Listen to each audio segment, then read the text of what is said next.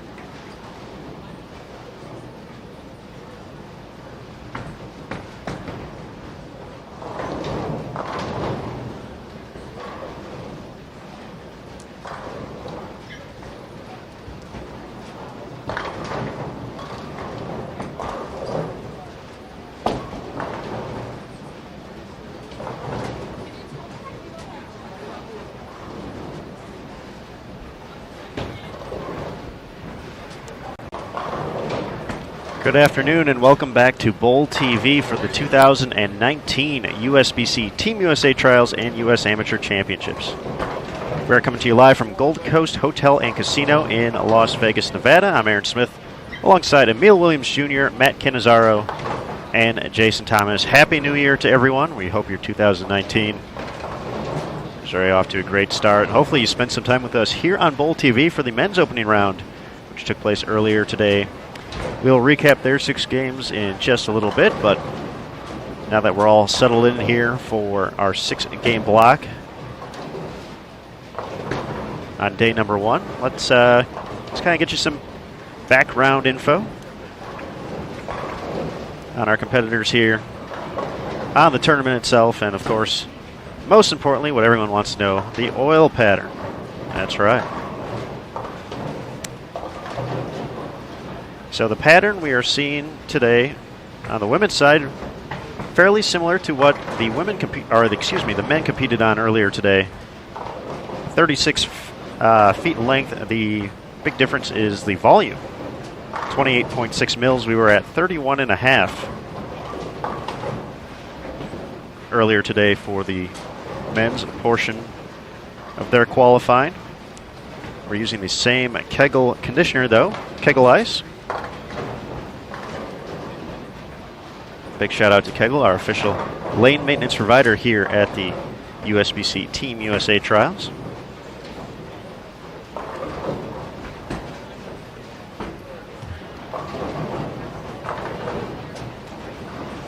Helping us kick off competition here, our 2018 U.S. Amateur Champion and 2018 PWBA Rookie of the Year, Jordan Richard. Jordan's going to be stepping up on lane 44 momentarily here. Still looking for a first strike here in the early going on the 36-foot pattern.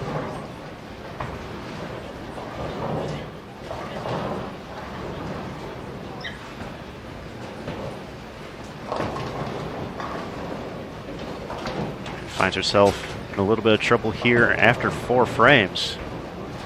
She's joined on 43 and 44 by Aaron Ota. 2018 Junior Team USA member Amanda Morgan is up on lane 43 right now, looking to make it 4 in a row. The 4th on their pair is Amber McLeod.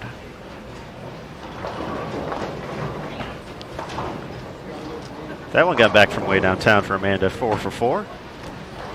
On 45 and 46, we have a Crystal Singh getting ready to step up for her 3rd frame on lane 46. See her at the far right of your screen. There she is. She's joined by Jenna Hedgepath, Cameron Snyder, and Kayla Day.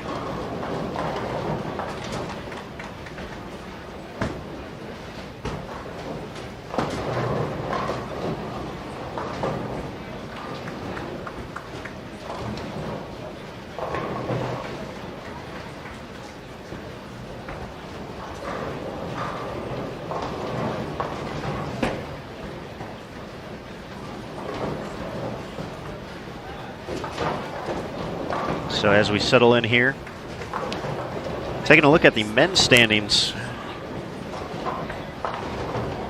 through the first round.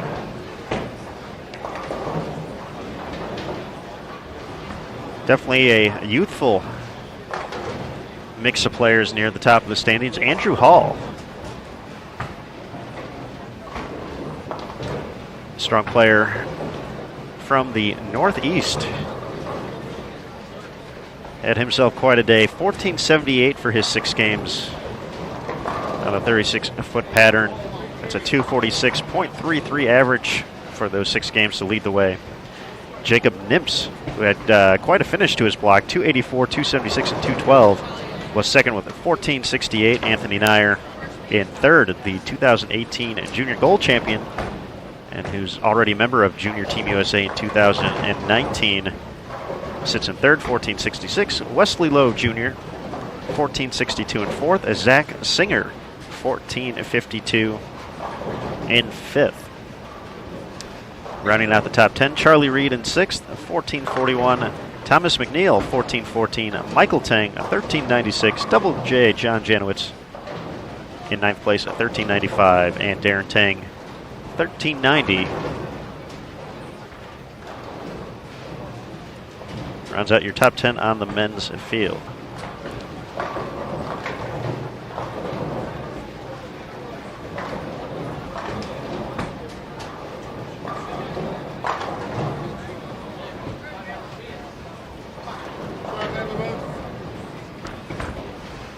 As we talk about the format here, kind of the end goals of the week.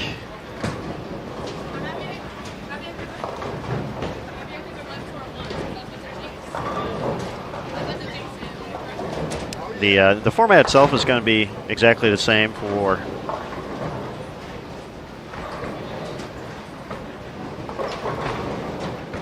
the women and the men competing this week. Just dropped a link in the chat as well. That's live scoring if you're looking for it. But competition here at Team USA Trials is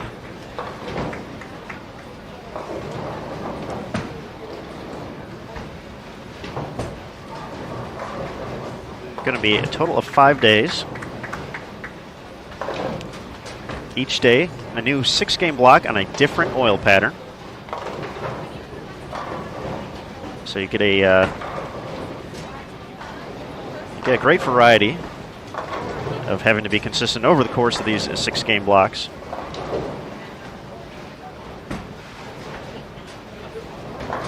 But the goal of the week, though, is to have the lowest amount of ranking points when we get down to it. So, as we talked about the men's standings earlier from the day, each 6-game block, obviously, you want to knock over as many pins as you can. That's bowling. That's the gist of it.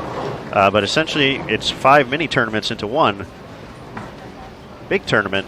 But you want to be as consistent as possible because pinfall doesn't necessarily carry over from day to day.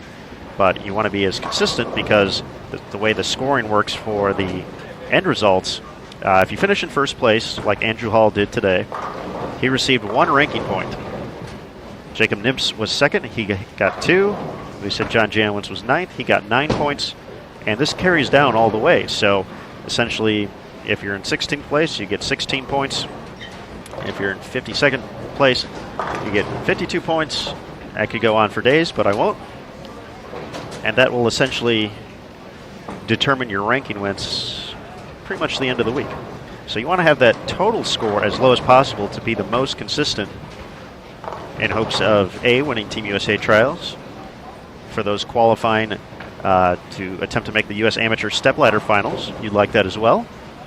And of course, most importantly, to earn a spot on Team USA and Junior Team USA, you can get one of those guaranteed spots by being in the top 4 in the standings at the end of the week.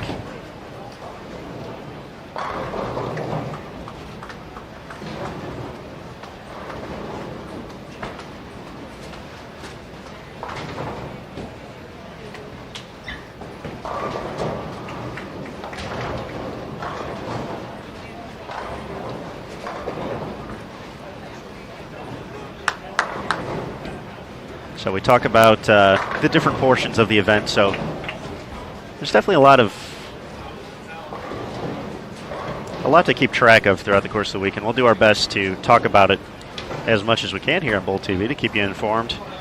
This may be your first time viewing Team USA Trials. You may be a long-time Bowl TV viewer, but just never able to catch Team Trials, or if you just want to learn more about the event, we're gonna do our best to kind of explain how people are sitting in the standings and kind of make their way from day to day. So for some it might be a little repetitive, but information is key. So for Team USA trials, as we said, the winner of the event has the lowest ranking score, if you will, based off of their 5 days here.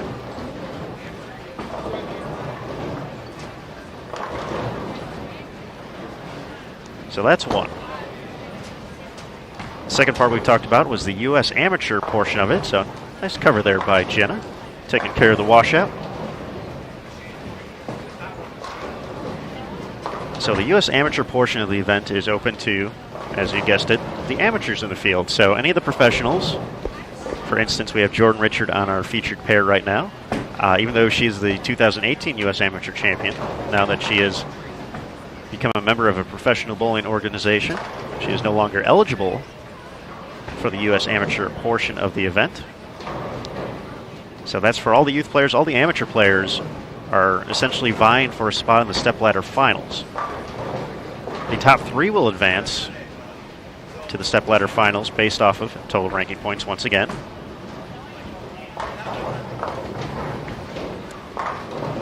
And the winner of the U.S. amateur not only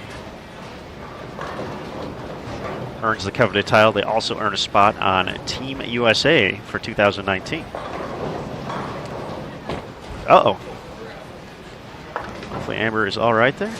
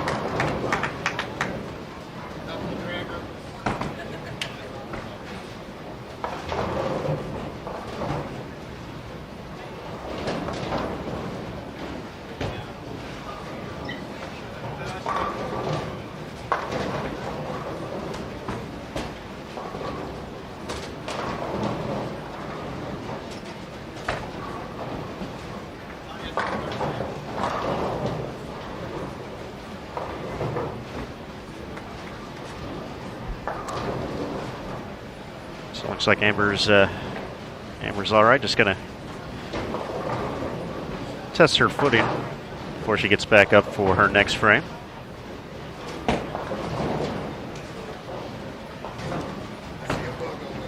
But getting back to the Team USA and Junior Team USA portions of the event, the top 4 in the total ranking points at the end of the week are automatically put onto Team USA. That conversely works for Junior Team USA as well. The top 4 youth players in the standings earn the automatic spots on Junior Team. For the adult team, the National Selection Committee, which is made up of coaches and former players on Team USA,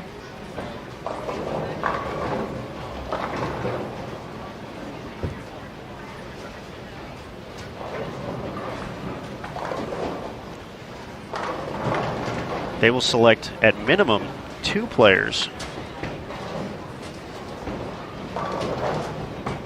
from the performance of this week here at Team Trials. Once again, that's a minimum of 2. The U.S. Amateur Champion gets a spot on the team, as we mentioned. So that brings us up to 7 total players. And then the National Selection Committee also gets the opportunity to select up to 5 players based off of resume. So to qualify for the resume on the women's field, you have to be either a Team USA or Junior Team USA member in the past 10 years, or in the top 25 in points from the 2018 PWBA Tour season.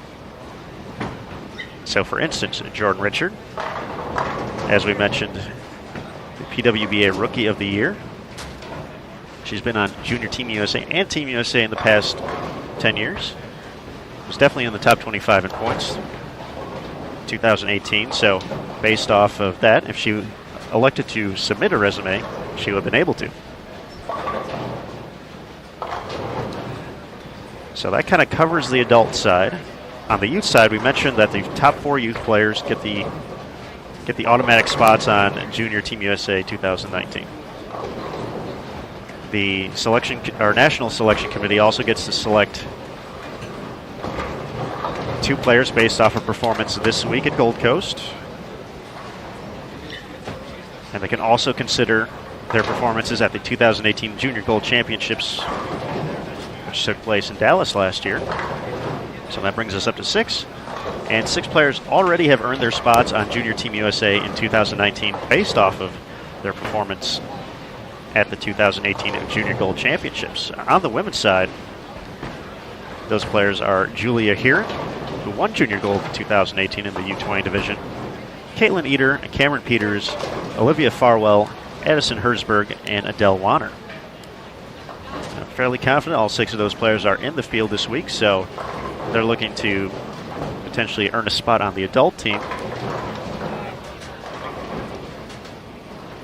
as well as, of course, U.S. Amateur Team USA Trials Champion titles. So that's kind of everything going on as Crystal gets the late trip there. Well-timed rolling pin. Takes care of the 3. After all that excitement, it seems like the perfect time to introduce Lindenwood University Hall of Famer and the man with the plan, sitting right next to me, Emil Williams Jr. Still not used to that intro. Still feel like, I'm just not that kind of guy, so I still don't know how to quite take it. I just like doing it because I know it makes you uncomfortable. Yeah, so. it does. And it should, but it does. Nonetheless, how are you? We're doing well. 6 games in the books. Almost another one underway here, and we're moving right along. This is it's a little weird for me to see Jordan Richard struggle. It's because I spent a lot of time this past summer watching her make a lot of TV shows. I would say that would be the opposite of struggling, yes. But, it's game 1. And obviously an opportunity to still, come out on top, if you will, in this block specifically. But still a chance to gather the information that's necessary. It looks like she's going to make a ball change.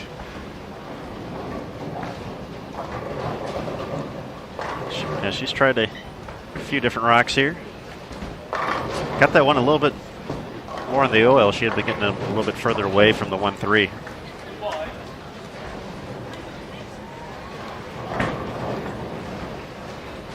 In the early going, but connects for that first strike in the 9th frame.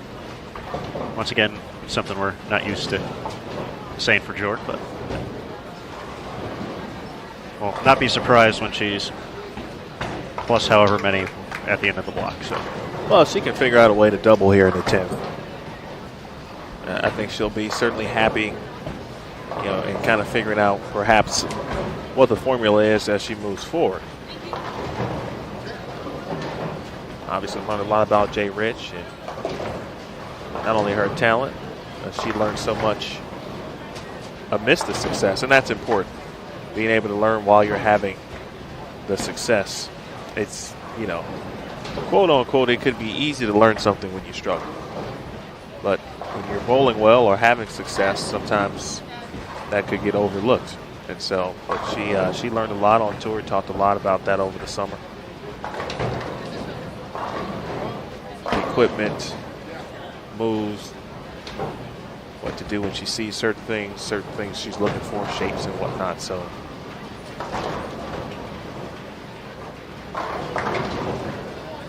it's a good shot there from McLeod.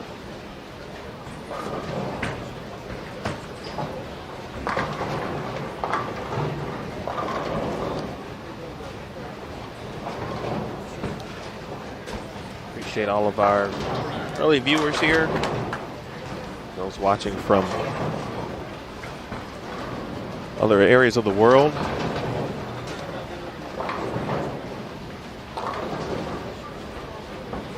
Aaron has probably mentioned obviously the pattern and all of that stuff.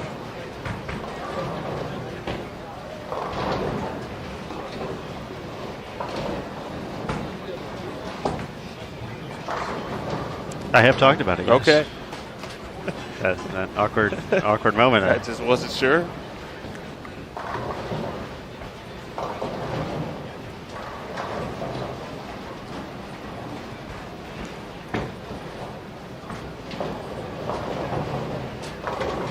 Yes, settling in nicely here as we prepare for our second block of the day. This is going to be our normal pace throughout the course of the first, essentially, 5.5 days? 4.5 days, I guess. The men and the women will go back and forth as far as who kind of leads off the squad each day.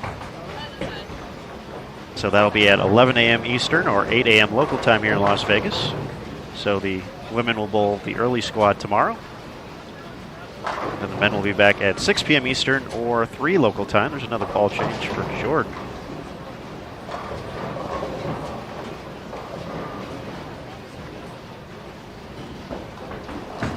Definitely not the game that she was hoping for out of the gates here. Crystal Singh, however, 5 in a row. I believe Crystal competes at Tulane University, NCAA program.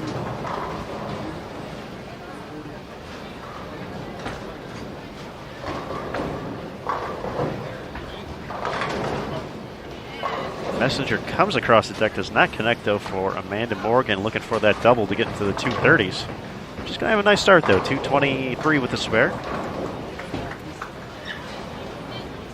Looking around here in the early going, how about that?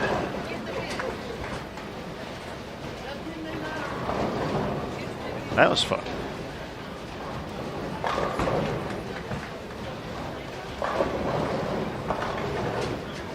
Shouldn't get so excited about a washout pickup this early in the block, but how about that? Sending pins across the deck. A chance to salvage 160 now, get one more shot for Jordan Richard.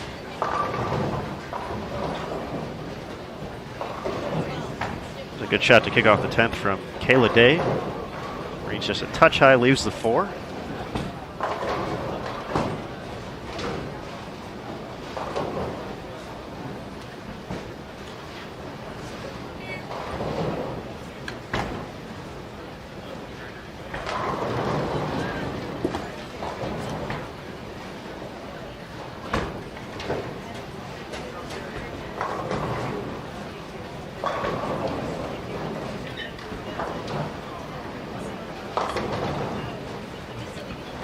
Jordan kind of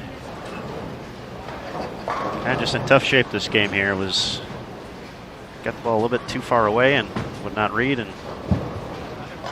got a little more up the lane and took off just like that. So 157 start for her. She'll try to regroup at her next pair.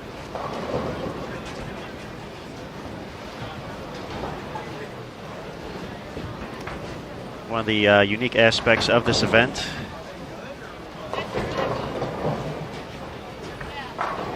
is that players are allowed to alter the ball surface between games. So they can try something different. If they had a pretty good look at something, say at 1,000 grit, just randomly picking a grit. No suggestions of what worked or what did, but you can essentially take the Abralon pad afterwards and hit it one more time. So that is a World Bowling rule. Considering Team USA and Junior Team USA compete in World Bowling events, that kind of follows the path of that.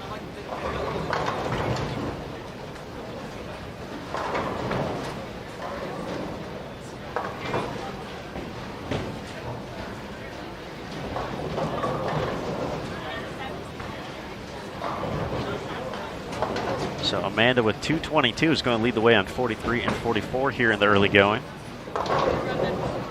Jordan Richard 157. Aaron Ota 162. Amber can get to 124. Over on 45 and 46, Cameron in the books at 145. Kayla 140. Jenna can get to 187.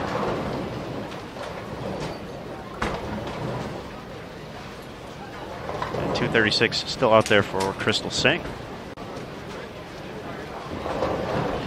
For those of you that were watching the end of the men's qualifying block, we did clarify one of the questions about static weights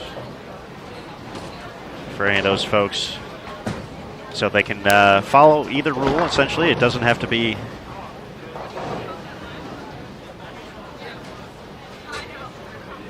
the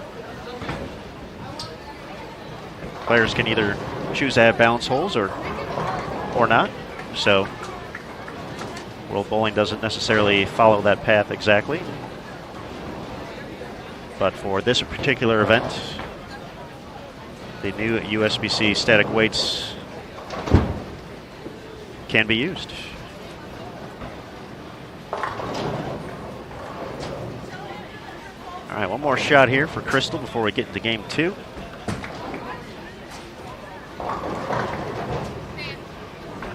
Mark it in the books, 236.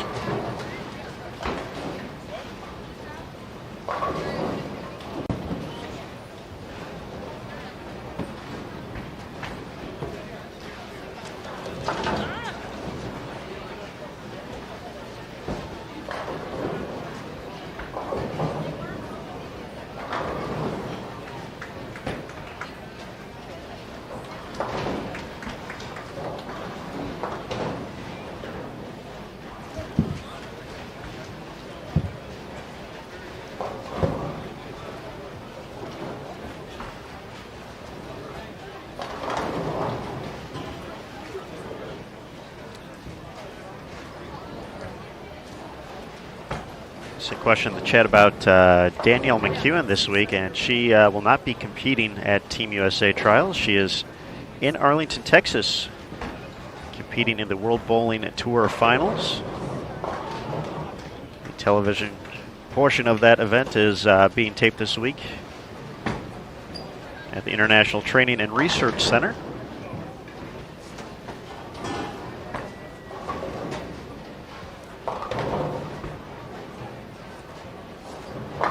But as we mentioned a little bit earlier in the broadcast, Danielle, one of those players who would be eligible to turn in a resume. So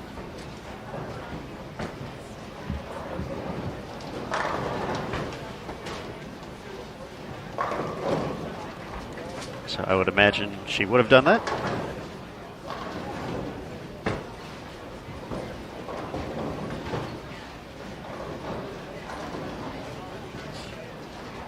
All right, folks, as we settle in, once again, 6 games this block. Opening round of women's qualifying here at the 2019 USBC Team USA Trials and US Amateur. As we wait for our competitors, everyone, just want to say thanks and Happy New Year. We appreciate you stopping by. We hope you're here throughout the week, and of course, with the grand finale on Monday with the US Amateur Stepladder Finals, as well as the introduction of Team USA and Junior Team USA in 2019. I'll step away for a quick second as we wait for our competitors here. Game 2 coming up next on Bowl TV.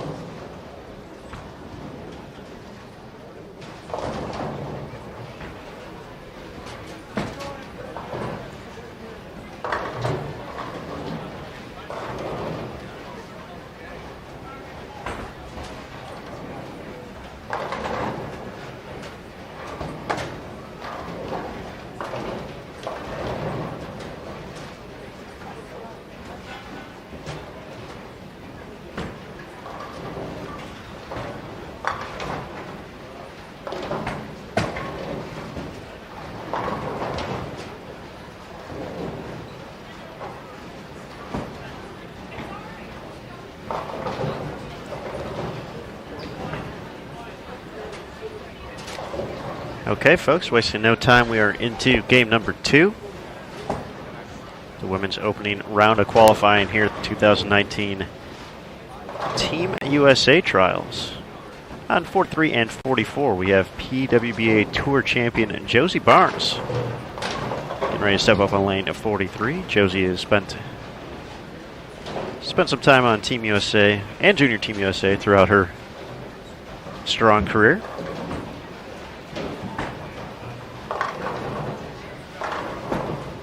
She is joined by Jennifer Laredo in 2017.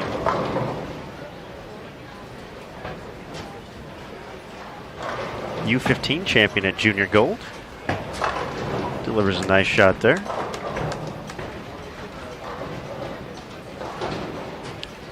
Jennifer also got to experience some of the Junior Team USA atmospheres, being part of the development team based off of her performance. They are joined by Kayla Ovesny and Dana Ackerson. So that'll be our 4 players on 43 and 44. On 45 and 46, we have Lauren Tomaszewski, Abby Ragsdale, Sarah Willie, and Brianna Layton. Nice shot there from Lauren.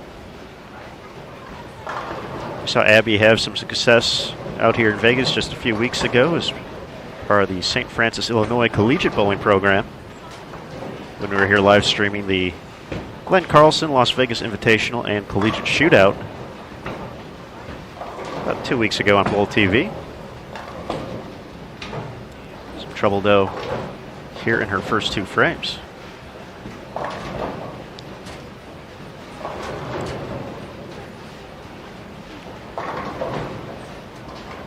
Another member of Team USA in 2018. Internal maintenance lane 14 for wet spill on the carpet. Internal maintenance lane 14. Wet spill on the carpet. All right, got to watch those spills on lane 14.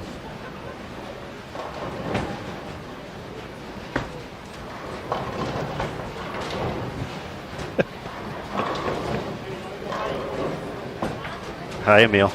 Indeed you do. Nice shot there from Brianna, but getting back to where I was originally going, Sarah Willie, a member of Team USA in 2018, she was a new member to the team, first time on either the adult or junior team. put together a fantastic tournament, made the step ladders, or advanced the step ladder of the U.S. Amateur. And she's one of those players who kind of had to wait it out and see if she was going to get selected from the National Selection Committee. And was quite happy to hear so. A former standout at McKendree University. So good to see Sarah back. I know she competed a little bit on the PWBA Tour in 2018 as well after she graduated. Finished up the collegiate bowling season.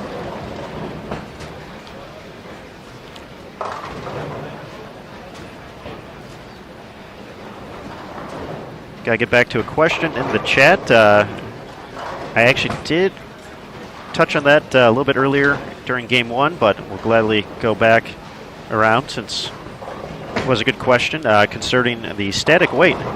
And players have the option to essentially choose either way. They can go with the new USBC rule that will go in full effect in 2020 as far as static weight holes, or if they want to go with the current rules, they can do that as well. So they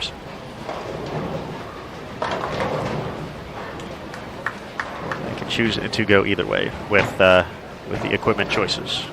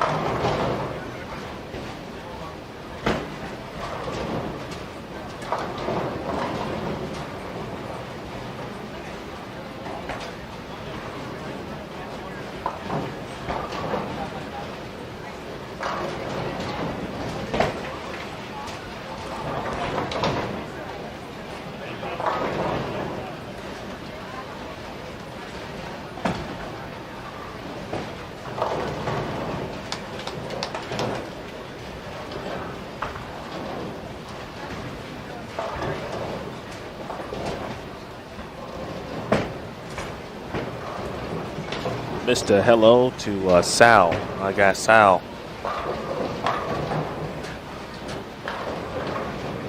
One of the best last names in the business. Rudder Cavoli. My man.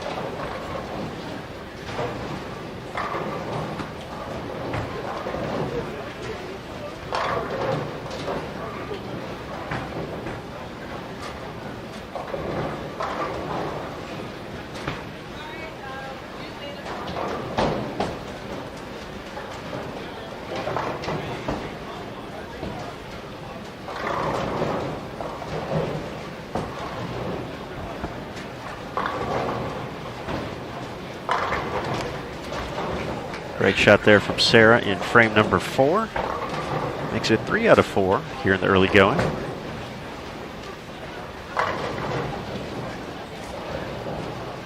For Josie Barnes, mentioned has spent some time on, or as part of the Team USA and Junior Team USA programs. 5 years as a Junior Team USA member, and currently 6 years in the books on the adult team, 2012, 2013, then 2015 through 2018, looking to make it year number 7. She keeps throwing it like that, that will not be an issue. As a member of Team USA, she won a bronze medal in doubles at the 2017 World Bowling Women's Championships. Took home a gold medal in trios and a silver in the team event at the 2016 PepCon Women's Championships as well.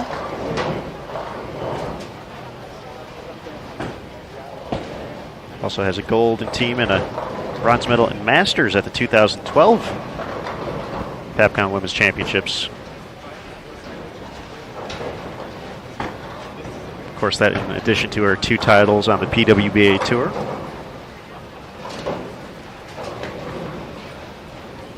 And now I believe is the proper term, the associate head coach at Vanderbilt University.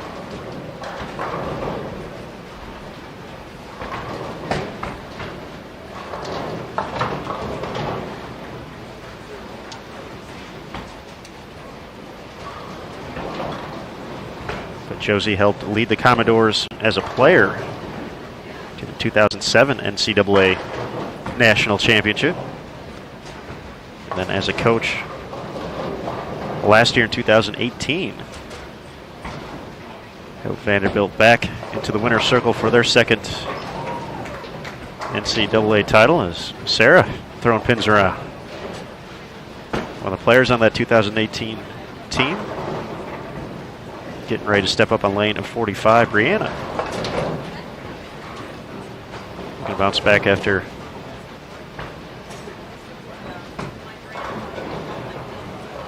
a few miscues with spare shooting, so one more opportunity to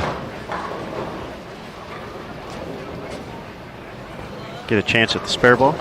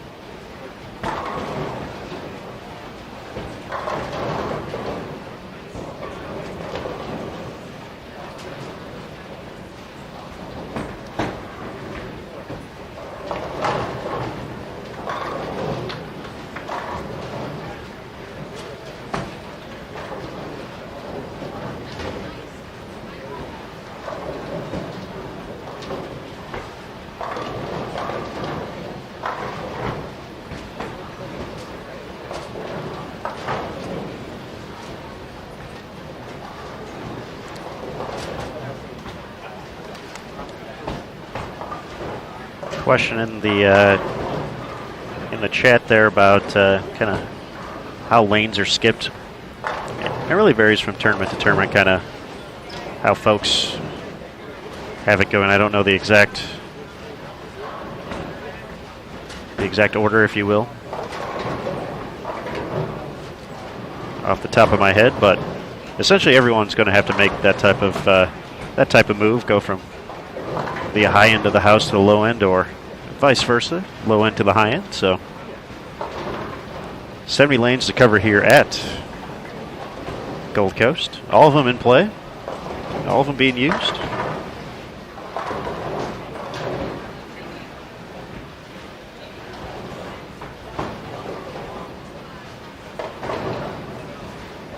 Of course, a big shout out to Gold Coast and their staff taking care of the tournament bowlers here this week.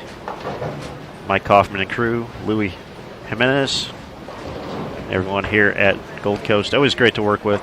All the Boyd Gaming properties that Mike runs always are top notch. We appreciate their hard work. Brunswick is taking care of scoring this week, so Rick Barbera and Rick Cruz on site, helping us out.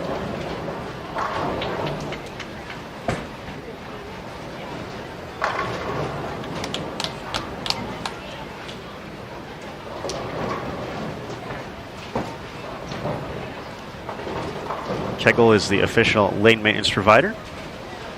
Herman Glenn taking care of the lanes this week. Of course, can't forget Logo Infusion, the official jersey provider for Team USA and Junior Team USA.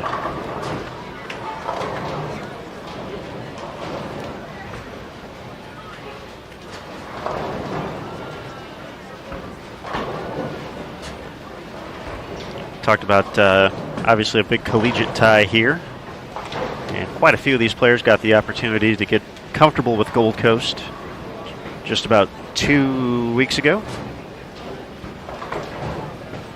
We had the collegiate shootout held here, and Kayla Ovesny was part of the winning team effort with Wichita State.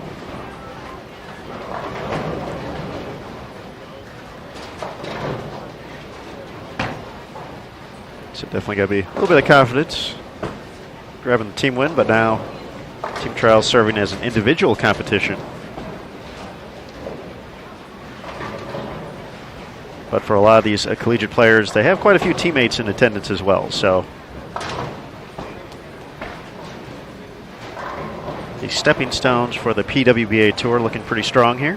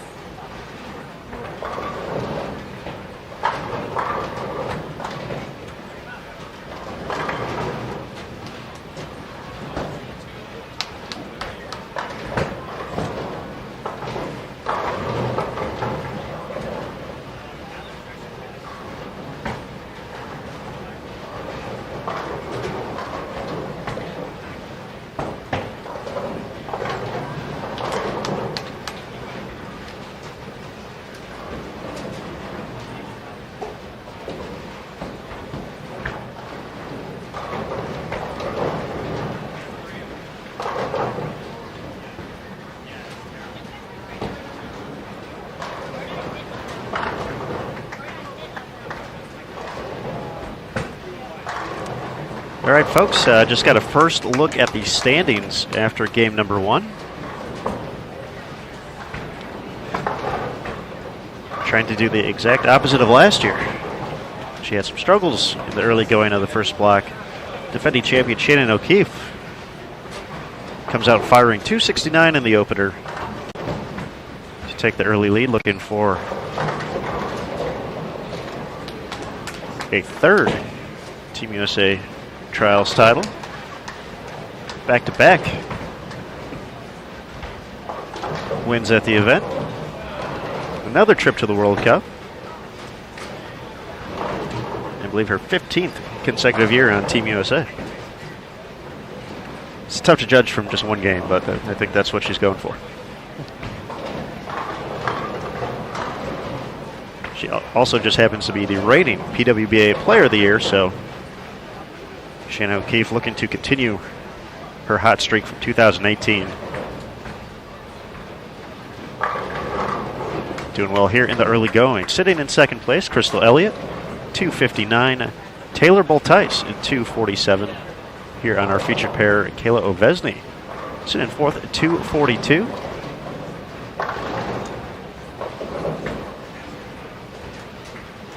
It's a pretty good shot right there, but 9-pin. Nothing to connect with it. Crystal Singh, we saw her in game 1, 236 in fifth. Madeline McDuff, 235. Liz Culkin and Jasmine Mason both had 234.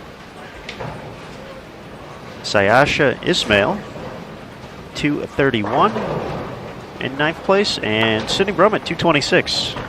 Rounds out the top 10. So a total of 40 players who were even or better after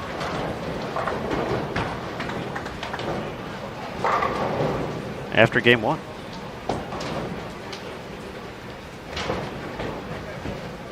The final number competing today, 152.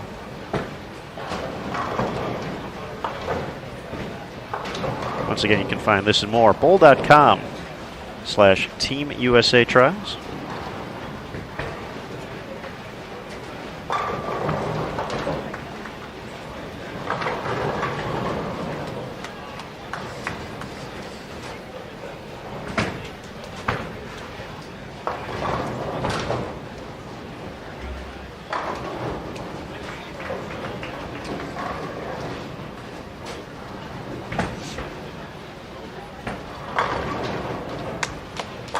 Jennifer Laredo put together a string of strikes, 5 in a row.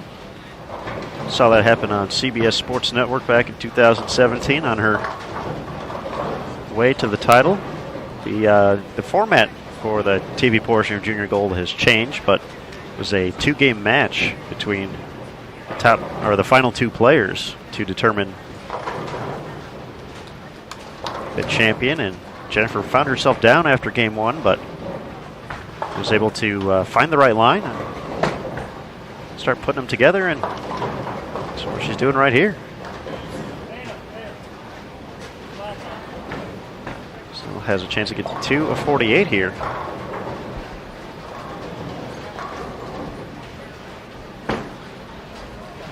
That's after a 2:24 start, so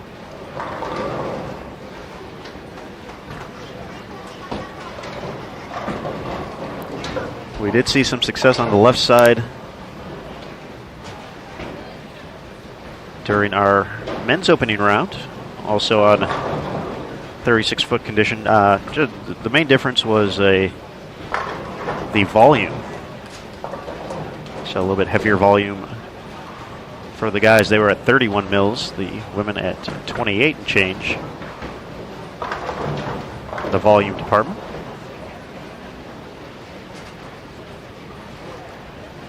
Well, hello to you too, Michael Flanagan. Happy New Year.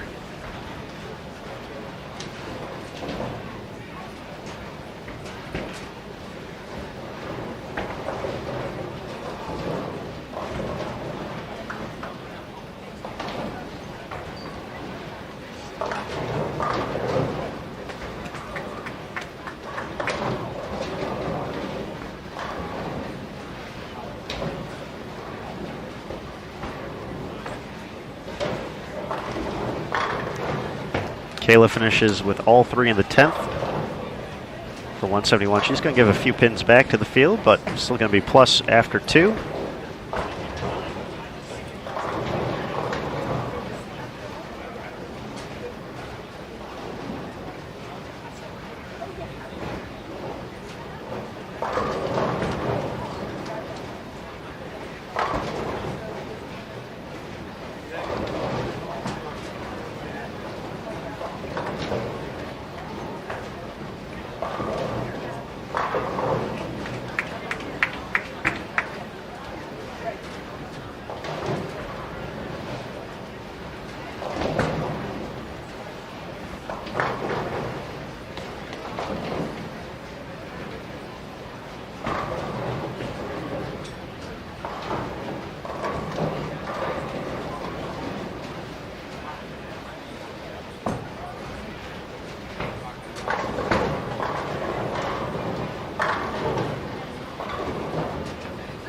Great shot there from Abby to kick off her 10th frame.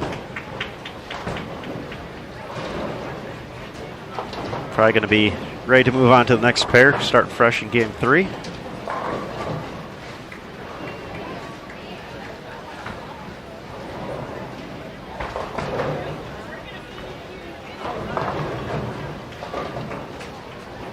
Keep following pins. 3-6 left standing for Lauren to kick off her 10th frame. 180 still out there.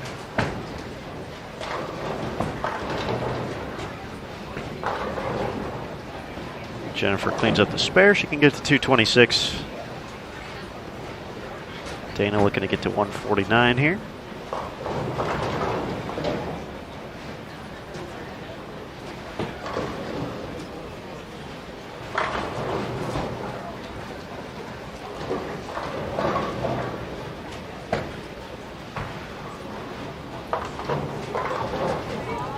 Josie working on a double, still has 238 out there, so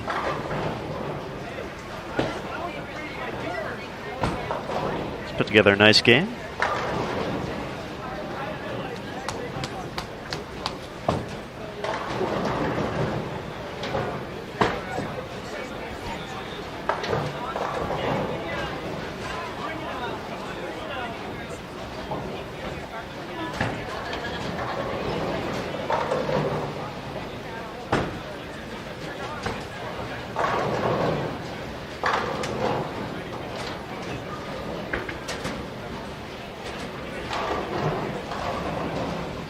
Really good shot there from Josie.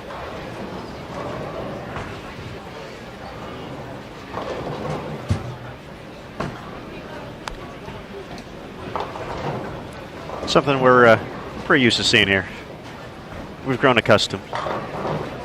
Yeah, most definitely. And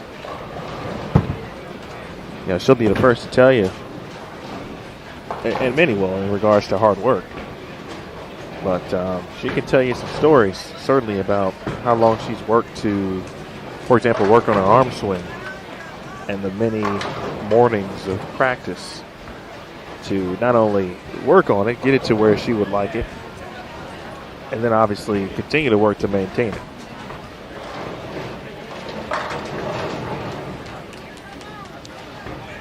Now going to be in the 230s. Chance to get to plus 20 and change. Nice shot from Sarah to kick off her 10th frame. She still has 228 out there.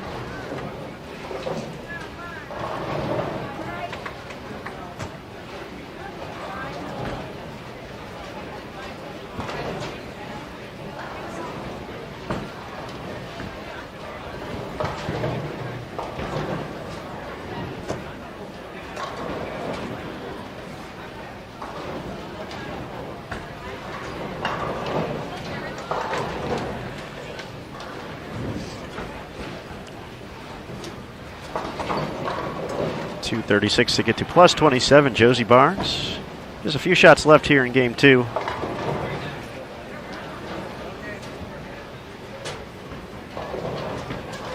As Sarah and Brianna look to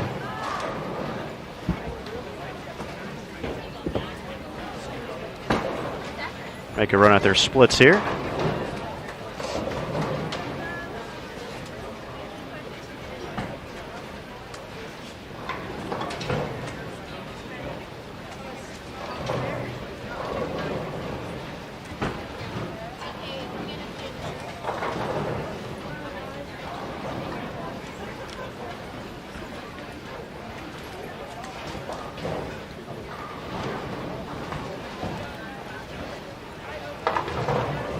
Sarah takes the 3, 2-17. She'll get on the right side of plus. As game 2 is in the books.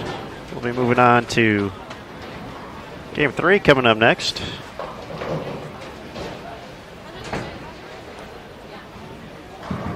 Emil, I think we're going to sub you out for a game. If that's all right. Yeah. Gonna have Brian Mano come in, chat a little bit. 3-time All-American at IU.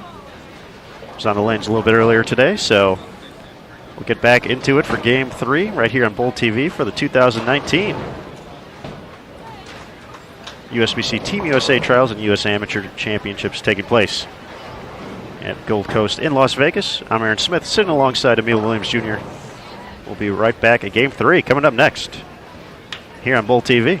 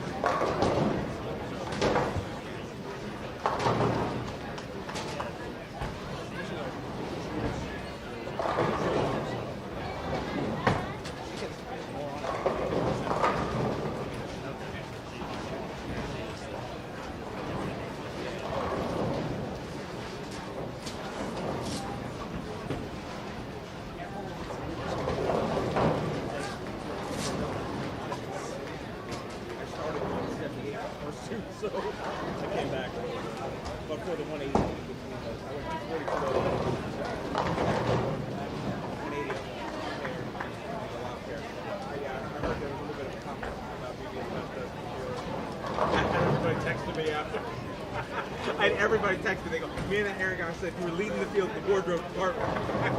I said that. Oh, you said that? That's awesome. Don't give that guy any credit. So hold that. Hello.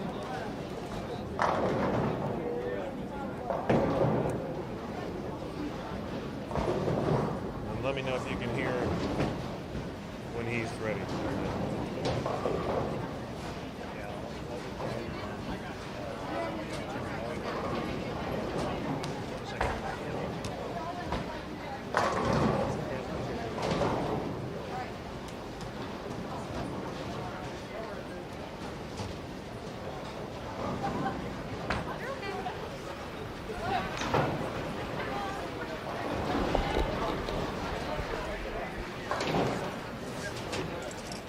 All right, folks.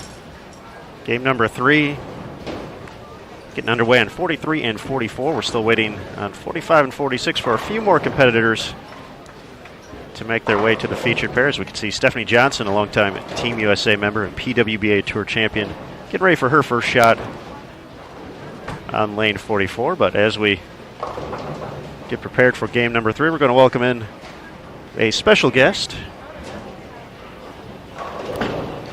Had the opportunity to compete a little bit earlier today. He's a 3-time All-American. 3-time, yeah. Long time ago. That was a long time ago. But the important part is no one can see the grays from the booth. So this is very true. But we'd like to welcome in Brian Mano. Thanks, Aaron. Brian now in Florida, but had his collegiate days at Indiana University. So I'll tell you, I miss those days quite a bit. And try to get out here and compete with the young guns now. And it's a little bit difficult at 43, but I'm out here trucking away. And Brian's a player we get to see quite a bit at USBC Open Championships every year. I think this has been a few years in a row for team trials for you too, right? Yeah, this is my second year at trials. Unfortunately, last year, very sick. It was hard for me to compete, both mentally and physically. But this year, a little bit healthier, so I'm hoping to at least put on a little bit of a better show. This morning's pattern was rough for me. It was my worst look at practice and kind of carried over into this morning. But after a very slow start, got back to minus 22, which not the greatest, but I ended on a pretty good note. So hopefully it will carry over into tomorrow and knock down a few more pins.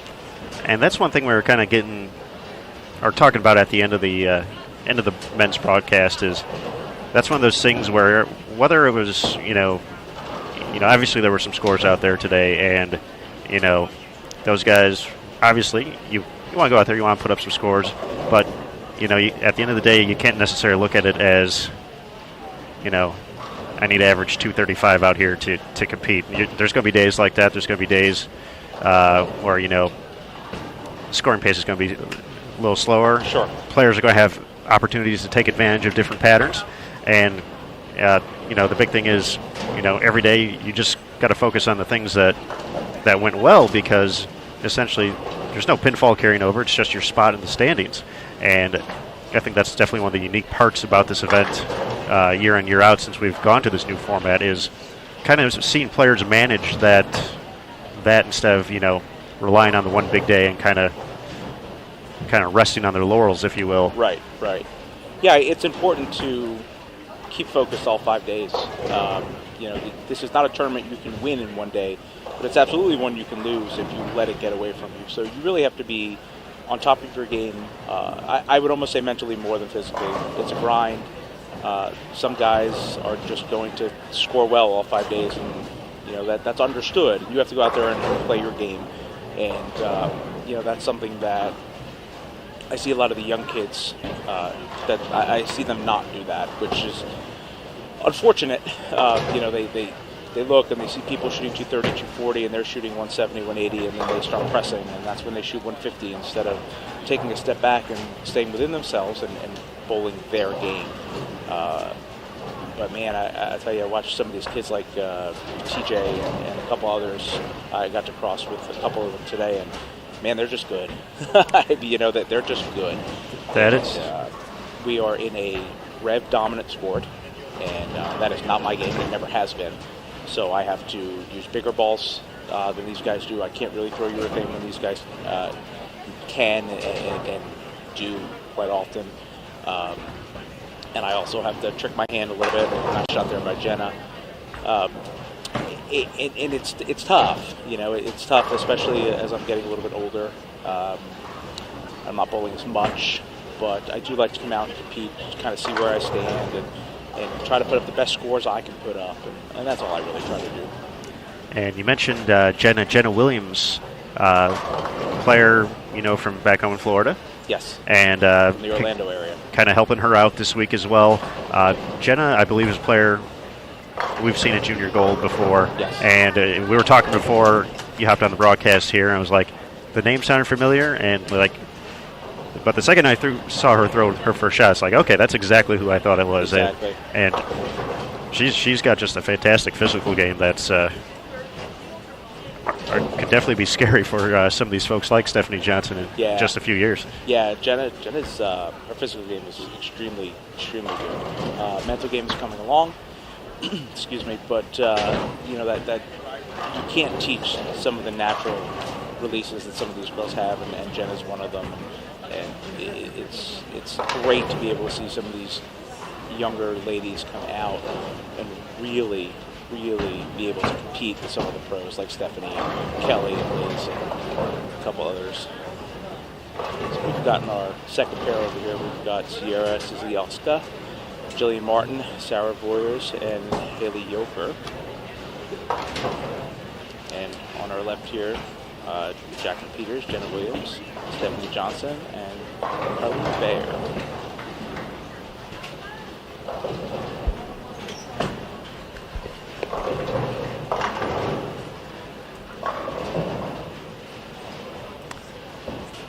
All right, Brian. We do have a.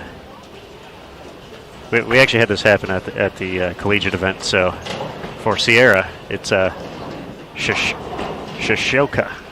Shishoka. So okay, good. Sorry, I butchered that name. To be honest, I was gonna. I think Emil still had the pronunciation of that. I was going to try and find him. He ran off for a quick second, but thank you for doing that, because usually I'm the one who does that. So appreciate you helping me. I'll take the fall for that one. Sierra, very sorry if you listen to this later. But I won't mess it up again, I promise. But we saw Sierra actually here at Gold Coast as part of the Wichita State program. The Shockers won the title on the women's side just a few weeks ago at the collegiate shootout. So we saw her teammate Kayla Ovesny the last game. Kayla got off to a strong start and had some struggles in game number 2. This is Sierra's second frame, up on 46. Minus 45 through 2. Gonna have 3-6-2 cover up here. Ball looked like it picked up just a little early on her. She might need to start making a move. She's throwing an idol, I think. She's got a pretty big ball in her hand.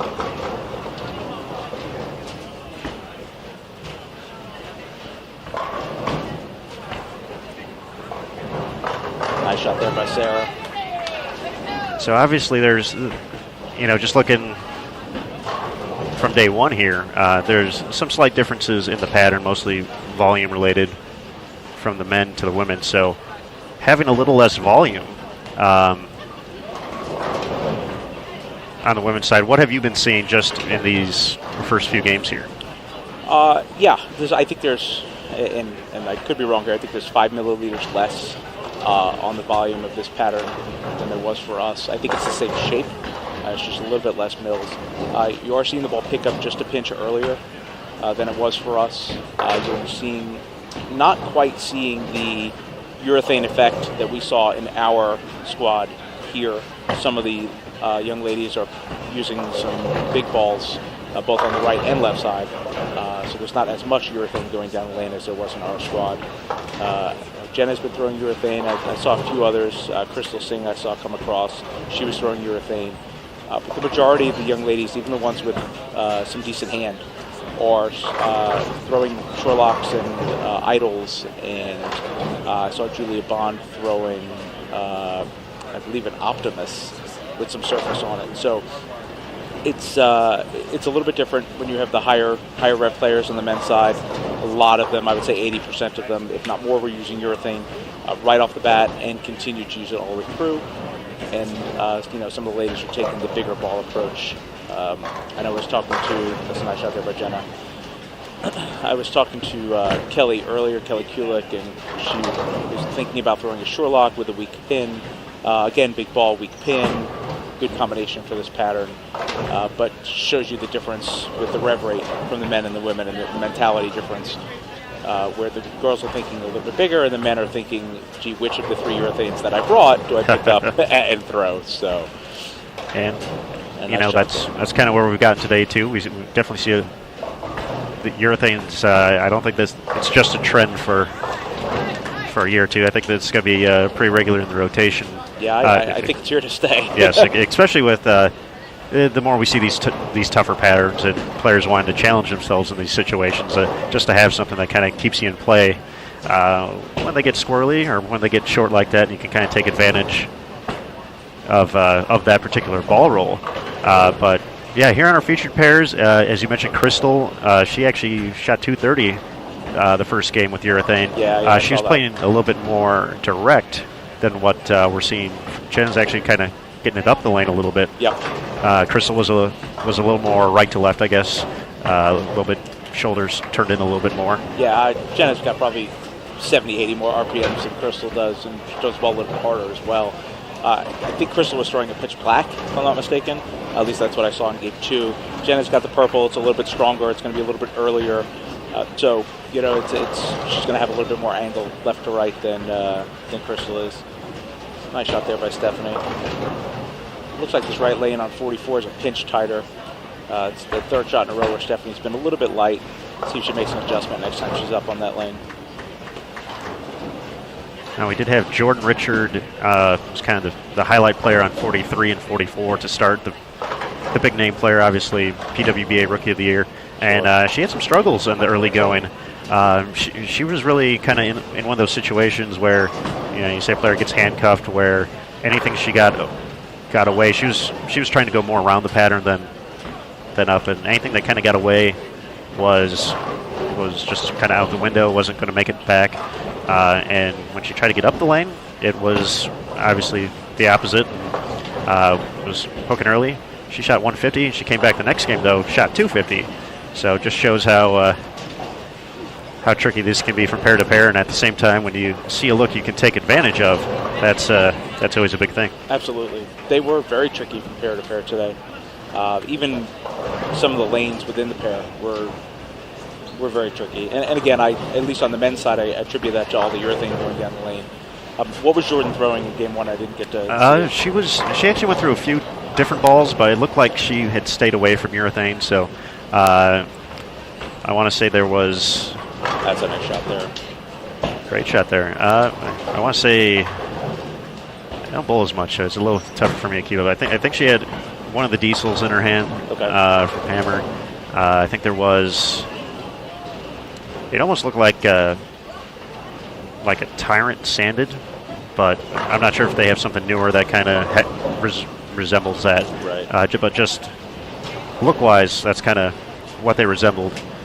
See, that kind of surprises me. Jordan, obviously a phenomenal player, like you said, Rookie of the Year, this past year of the PWBA. She's got a mitt full of hand there. I'm actually surprised she wasn't a little further right with some urethane, at least to blend the pattern in the beginning. You know, maybe it's a live and learn for her. But again, like you said, she came back and she shot 250 the next game, so clearly she figured something out. She's extremely tough when she gets lined up. There's not many people in this building that can beat her. So. Very, very true. And yeah, that was one of the things we said at the end. It's wasn't the game we expected from her, but when she's plus however many at the end of the day, none of us would be too surprised if that was the case. So. Absolutely. Nobody will remember the 150 if she's 100 or so over by the time it closes out. Actually, I think she might have been throwing the same ball Stephanie's thrown, so I think that might be that new precision from track, actually. So he kind of had a similar color scheme. Yeah, Stephanie looked like she switched balls on the left lane, so I don't know what went down on the left lane as compared to the right, but see if Carlene can cover the spare and give herself a little bit of a boost.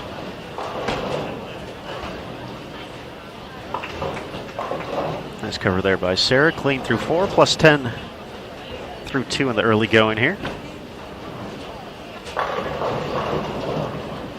Another player with a collegiate experience. I believe Sarah is at Stephen F. Austin.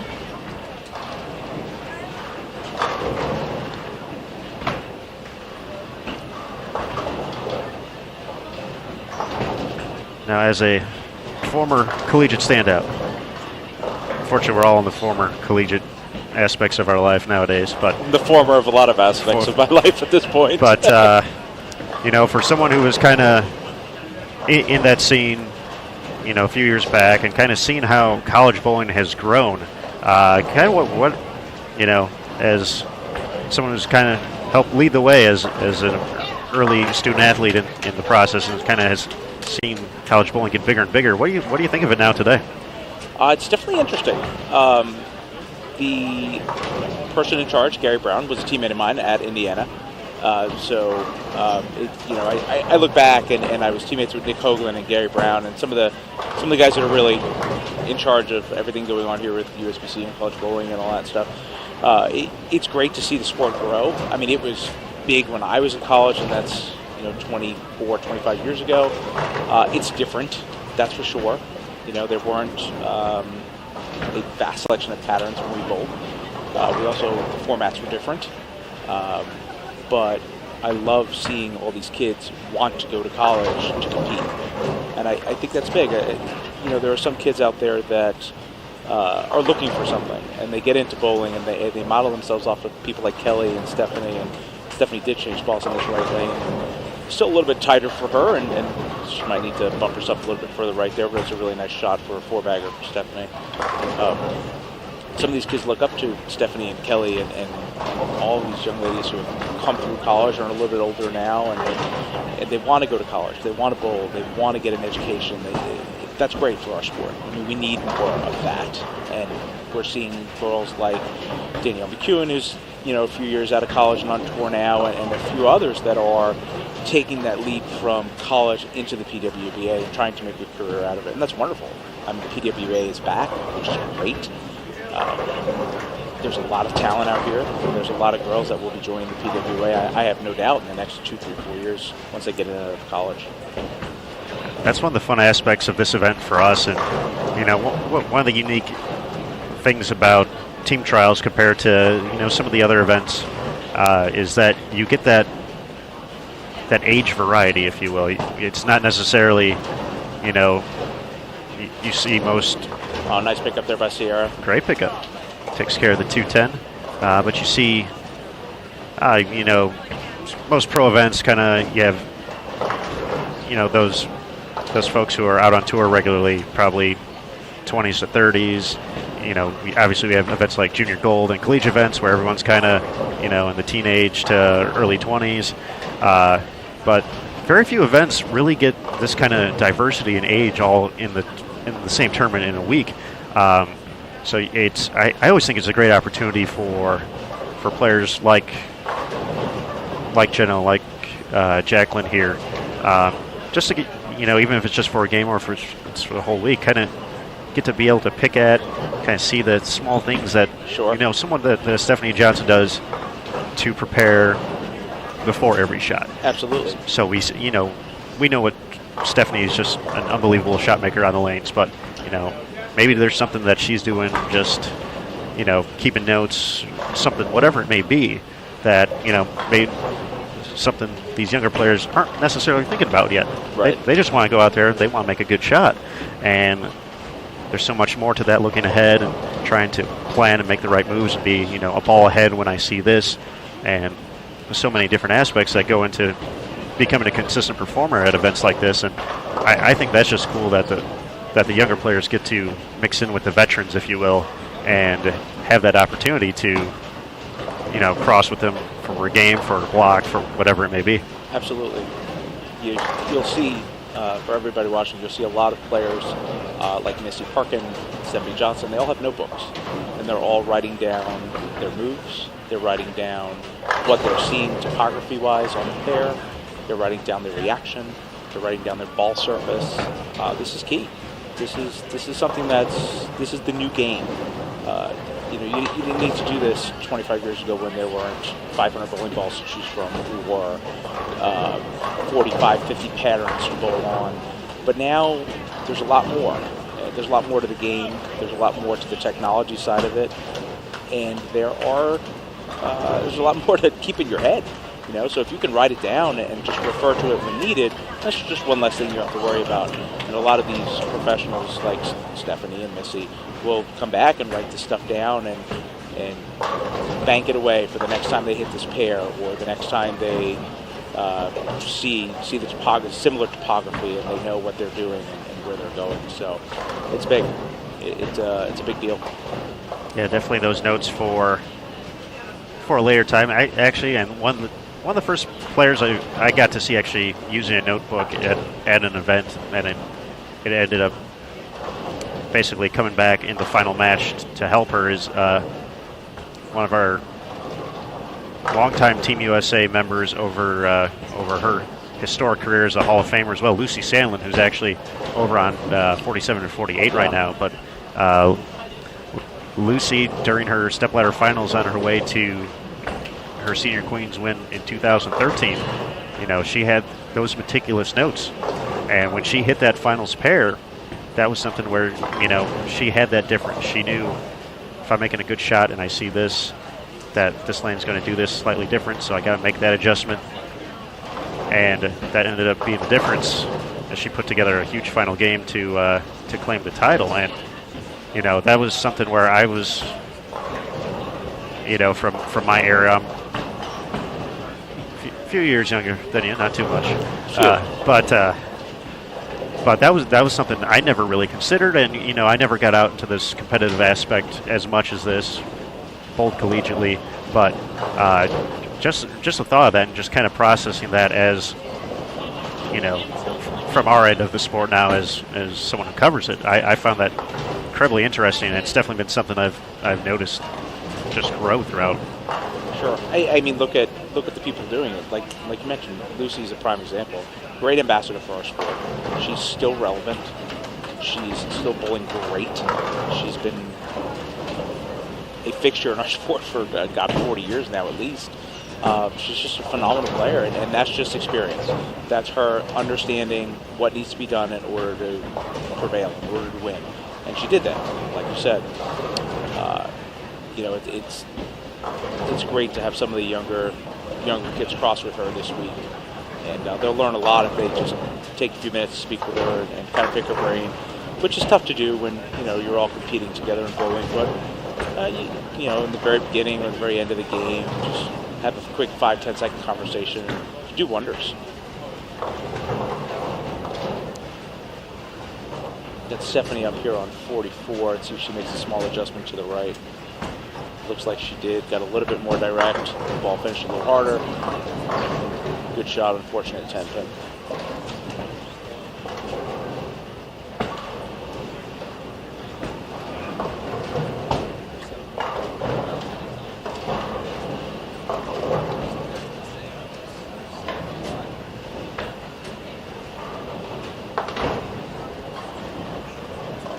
Once again, this is game 3 of our 6-game block, the opening round of women's competition at the 2019 USBC Team USA Trials and U.S. Amateur Championships.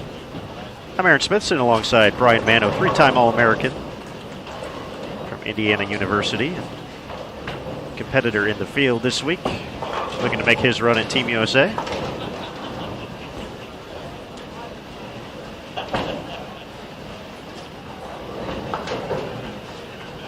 Now, Brian, you talked about in practice day yesterday, you said you weren't particularly fond of the day one pattern, 36 feet.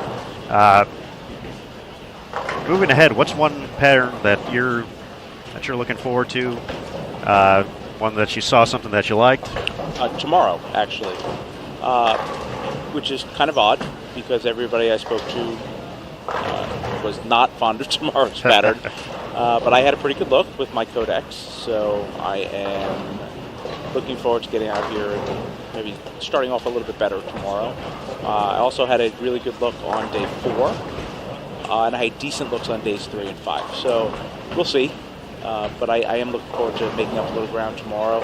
I'm hoping that the people that said they didn't have a good look, or maybe I can jump a few of them, and hopefully I can figure something out and put up a few bigger scores tomorrow than I did today, or at least eliminate the low ones.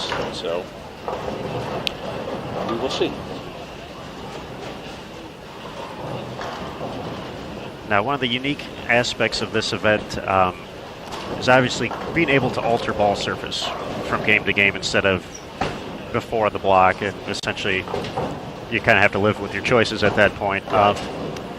How much of a difference is that as a player going from game to game, having that option in your back pocket? It's vital. Obviously, everybody listening knows USBC does not allow you to alter the surface once you be in competition. And even though this is a Team USA trial, tournament, it is done under the World Bowling Rules. And the World Bowling Rules do allow you to adjust surfaces between games and before blocks. And being able to put a fresh surface on your bowling ball every game allows you to just get the reaction you're looking for or keep the reaction you had during that previous game. And I think it's a huge deal. And I would venture to say 80% of the competitors in both fields take full advantage of that. It's, like I said, it's a great tool. It's something that I'm not used to doing, but I learned that last year I needed to. And of course, continue to do so this year. It's think about it where you go to the pro shop and you get a ball resurfaced or you take a pad to it, would you clean it? Think about having that new surface every game, just getting out there and be able to throw confident that you're going to get the reaction you're looking for every game, and that's great. It's a great tool to have, and I'm glad that trials allow bowlers to do that, because the people that make the team will be competing around the world, so they will be able to do that during their competition. Yeah, definitely a key aspect of this week is when you look ahead to that, the team will be competing, as you said, at World Bowling events, PAPCON events, and all those events kind of follow a particular set of rules that do allow that. So being able to see the players react in that environment ahead of time definitely gives them an opportunity moving ahead. So we get into the 10th frame here for Jenna and Carlene. Let's take a quick look at the standings after two. Taylor Baltice, another good player from Florida, has moved into the lead, 471 for two. Yeah, she has a really good look. Caitlin. Saw her in game one. Sorry to cut you off. Saw her in game one. She had a really good look, just right at 5, and she didn't really miss the pocket very much, so I expect her to do very well in this pattern. She's currently second is Caitlin Dickerson, 465. Shannon O'Keefe drops to third, 464. Crystal Elliott, Florida once again, 462. And Kayla Hicks, 458, rounds out the top 5. So, Shannon O'Keefe definitely the big name player there, but Crystal Elliott, Junior Team USA experience. Kayla and Caitlin and Taylor, all products of Collegiate Bowl. Yes. So those are those stepping stones we talk about, looking ahead to basically the future of the PWBA and the Team USA moving down the line. Very bright for the PWBA. I mean, I know Taylor's out there now bowling some of the events, and she's been trying to make team for a couple of years, and she's come really, really close. And I think this year is her year. She's kind of refocused and dedicated her game. And it's nice to see her come out with a little bit of confidence this first block and throw a couple of really good first couple of games. And I think she's going to be a force to be reckoned with out here if she can keep her mental game intact. Shannon. We don't have to say much about Shannon. I mean, you just expect her to bowl well. I mean, she's probably one of the top 3 players in the women's field out here right now, and she's been bowling great. She's not much to say there. We just expect her to be at the top every time. She's a great person and a great player. And Crystal, like you mentioned, from Florida, she throws the ball great. She was just one pair to our left here, just off camera. She is a Junior Team USA member, and I expect her to be back on team this year as well. I mean, man, she throws the ball good. And she's just a joy to watch. So, Crystal, I want to say 2017 Junior Gold is the first time I really got to watch her compete. And one of the players her game kind of reminded me of was Brianna Clemmer from McHenry, yes. Who's able to, especially a player who can take advantage of ball speed and be able to kind of play further right, especially when the lanes start to break down and players are, sometimes on the women's side the ball speed just isn't there to kind of maintain the pattern. Right. Crystal was very good at being able to kind of keep that part of the lane in play when other players couldn't. Yeah. And Brianna was one of the first players I thought of when I saw her. I'm like, that's a great mold to be following. Agreed. Both of those ladies, very good control of their speed, throw it really hard. They also have some decent revolutions on the ball. That too. Certainly more than I do. And they're, like you said, they're able to stay on top of the pattern a little bit longer, and I think that actually benefits them, especially when you're dealing with something like this pattern where it's a little shorter. They're able to stay a little further right on top of it. I think they're going to outscore a majority of the field. So it's good. It's good that they're able to combine their revs with their speed and keep everything in front of them. All right, just about ready for the 10th frame here on 45 and 46. All done on 43 and 44. Got mostly pairs of 4 out here on the women's side. A few 5s, so those pairs are going to take a little bit longer. That's actually on 47 and 48. We have a group of 5, so they're only in the 6th frame right now.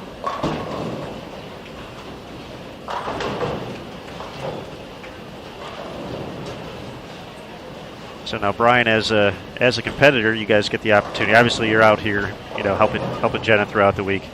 But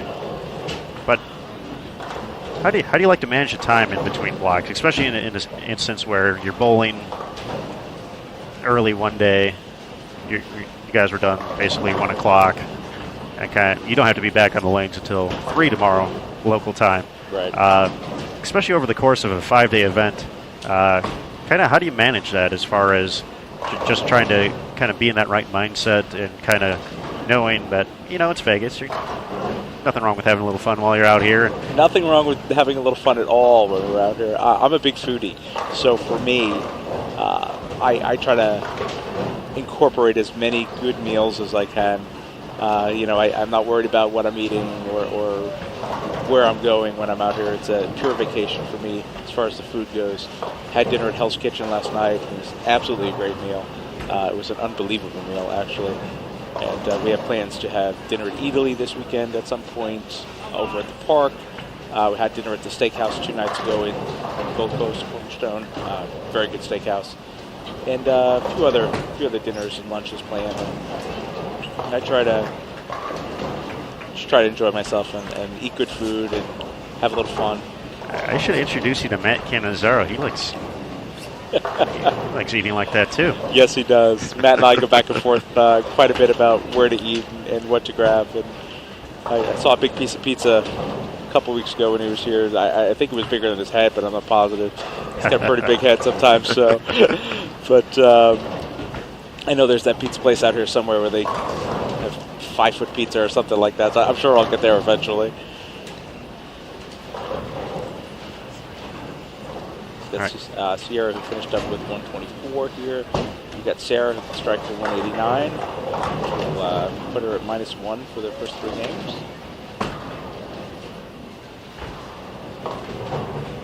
188 for Sarah.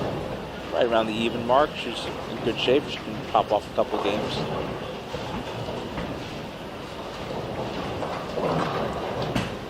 Haley Mack's score of 215. Jillian can still get to 186 as they prepare for their 10th.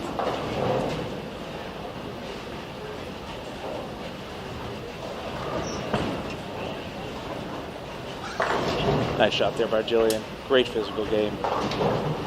Yeah, Gets to the line and posts her shot really good. Release is really nice.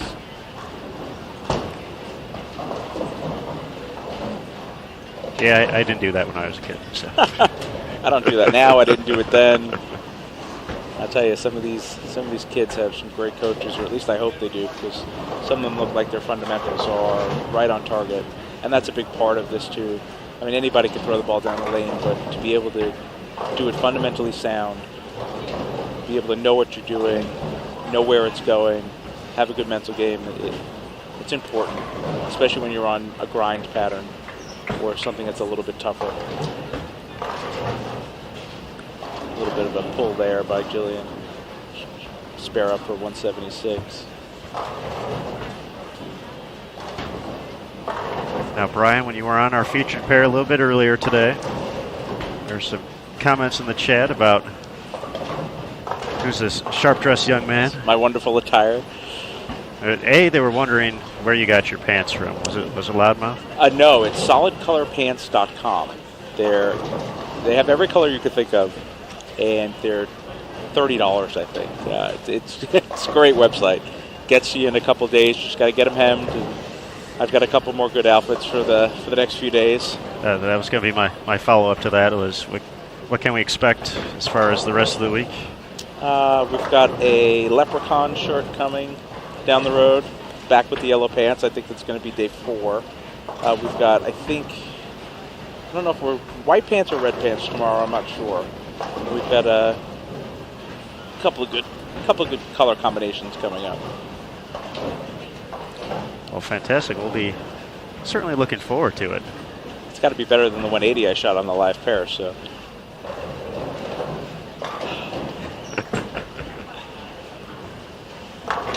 Been on the live pair, I think, 3 times. I don't think I broke a 185. So maybe if I get on it again this week, I can have a little bit of a better game. We're going to keep you on 47 and 41 and 42 over Please. there, then, if that's the case. So we need those scores going in the right direction for you. Yes, we do. All right, game number 3 in the books here. Mr. Manor, you going to be moving on to the next pair? Yeah, I'm going to move on and see if I can get a little discussion in with Janet before she starts. I appreciate the time. All right, sir. Thanks, Thank Aaron. you so much. All right, folks, that was Brian Mano joining us, fresh off his time on the lanes here at the 2019 USBC Team USA Trials.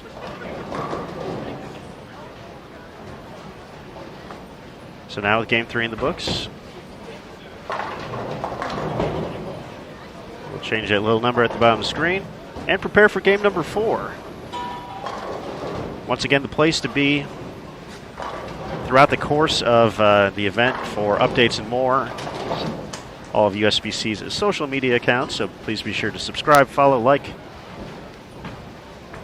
All the cool things kids do today. Sport a Bowling USBC on Facebook, at USBC on Twitter, and at US Bowling Congress on Instagram. So to be sure to check those out throughout the course of the week. Jason Thomas, Brian Houghton, Matt Canzaro, all working diligently throughout the course of the event on those platforms. But for right now, we're going to wait for Game 4 to start. So everyone sit tight. 3 more to go here. Round 1, women's competition, 2019 Team USA Trials. We'll be right back here on Bowl TV.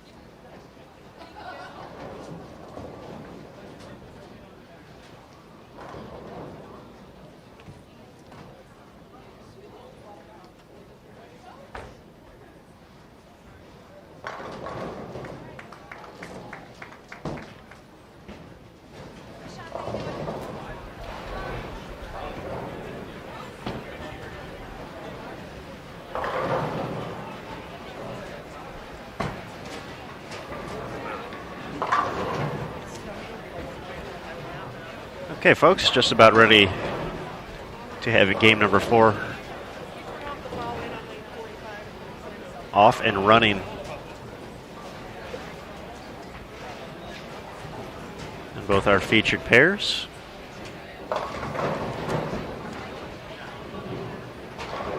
Looks like we may be having some issues with the foul light on 45, so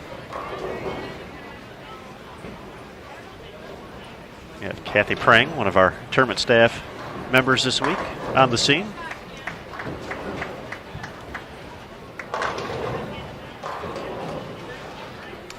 Joining us on 45 and 46, already on their way in the third frame, we have Denisha Waller, Montana Meyer, Annie Lehart, and up on 45 is Tyra Sanchez.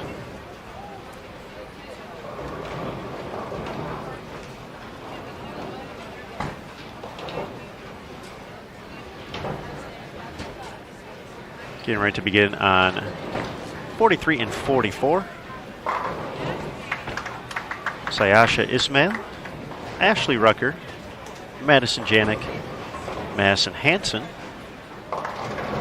and Brenda Padilla.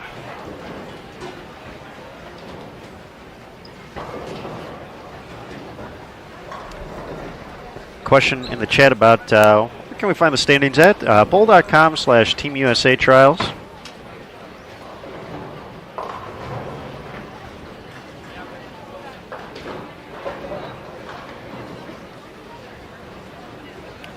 Gonna go ahead and toss the link in the chat as well.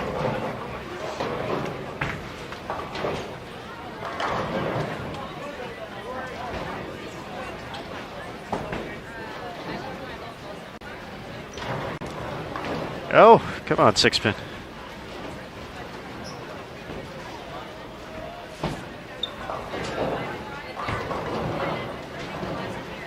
So that link right there, kind of your one-stop shop for information this week. It'll help you get to wherever you need to go to learn more about team trials. So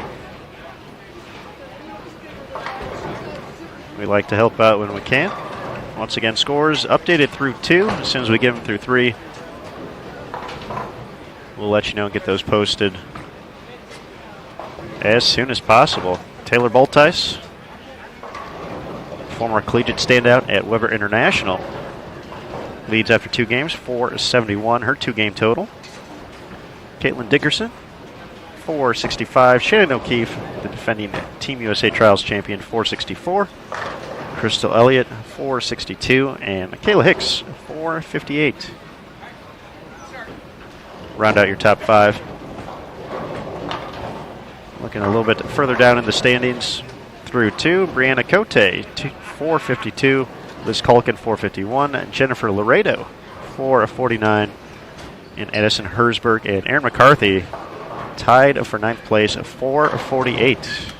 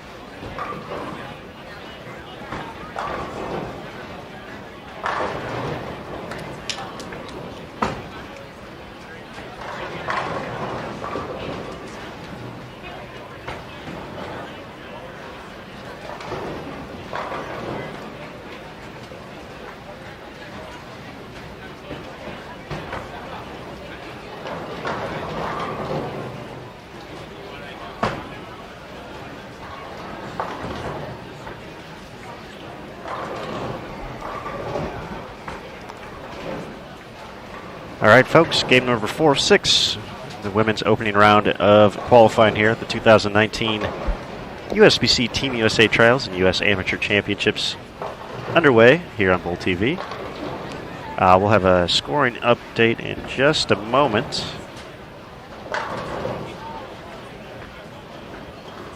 We have a new leader, former Junior Team USA member Jasmine Mason, 694 for her first 3 games.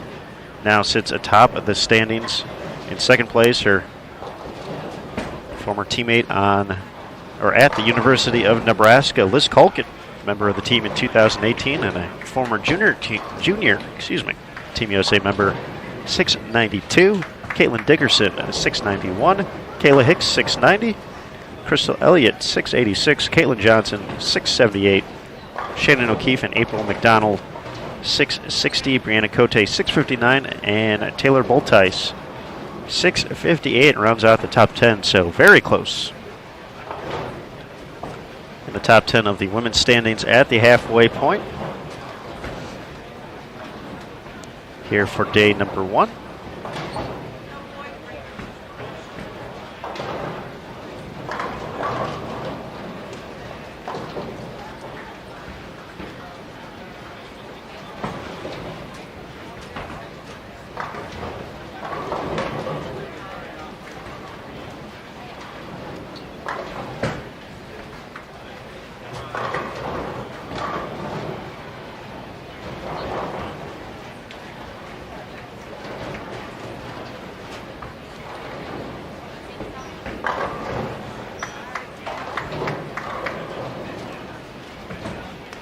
To Lori's question in the chat, Don had already addressed it. The live scoring link, a great tool to follow your favorite players, but you can also visit bowl.com/Team USA Trials. And if you look at the 2019 results page, we also have lane assignments, so those will be posted each day. So you'll want to see who's coming to lanes of 43 through 46. If you're hoping to follow a particular player when they make their way to one of our featured pairs, they'll be broadcasted for the game.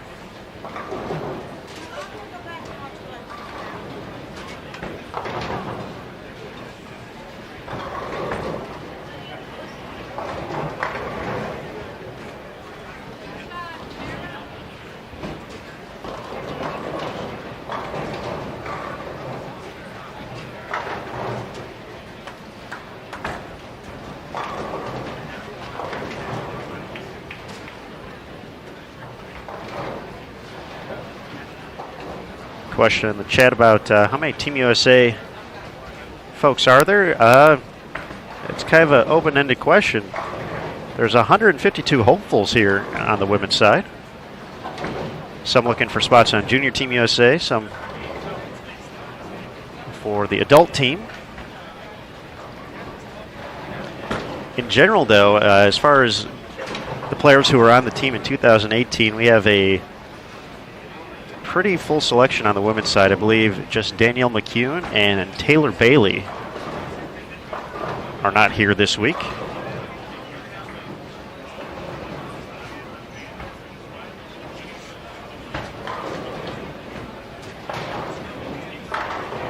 So other players like Madison Janik here on our featured pair, part of the team in 2018. All right, Jimmy wants to know how many people make the team. All right. And to Louis' question, is it a tryout? In a way, it is a qualifying event to determine who makes a team, but there's multiple layers of it, so I will gladly kind of chat about all those real quickly. We'll talk about the adult teams first. At the end of our 5 days of competition, the top 4 players in the standings, based off of their ranking points from their position each day, will earn an automatic spot on Team USA. So that's 4 spots.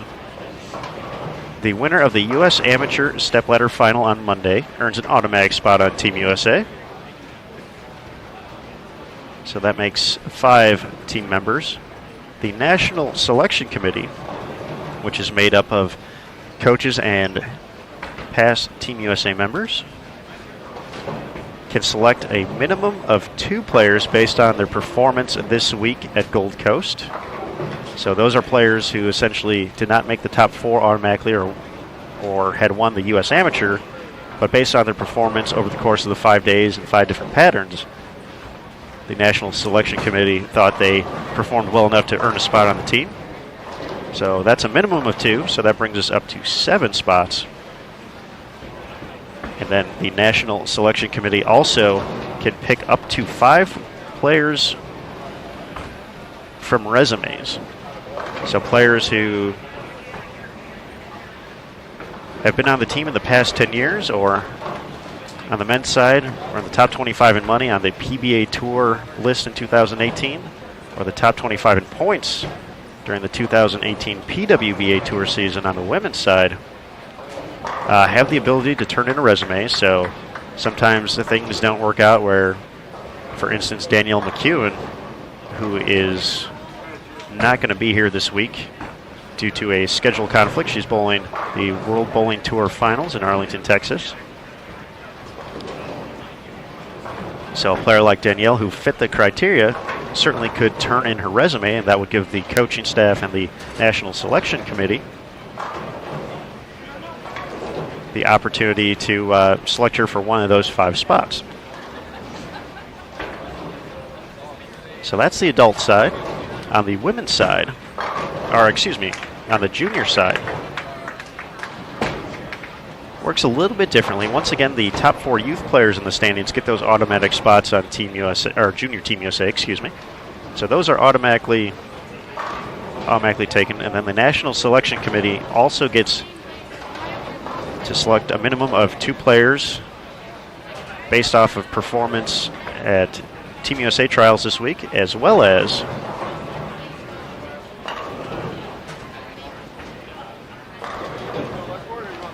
their performance at the 2018 Junior Gold Championships. So there's actually a pair of qualifying events for junior players. So that makes 6 players on the junior side, and then 6 players have already earned their spots for the team in 2019 based on their performance at Junior Gold in 2018.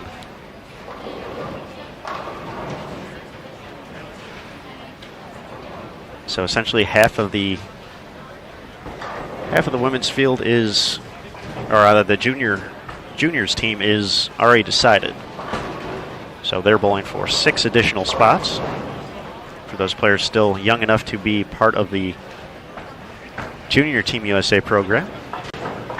Shannon O'Keefe, front 7 to our left. A few pairs down. Keep an eye on her.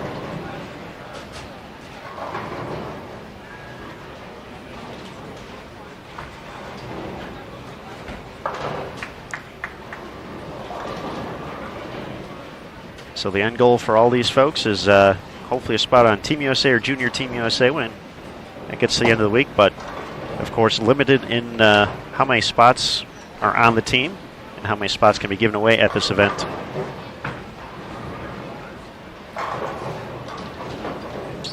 But as we've talked about over the course of just this first day here, great shot there from Montana in the 9th frame. She stays clean. Still get to 216. Is that it's also a really great learning opportunity for the younger players out there, the high school aged, college aged athletes.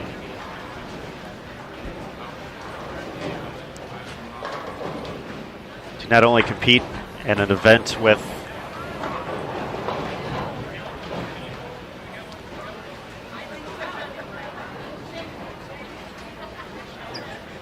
to compete with some of the professional players out there.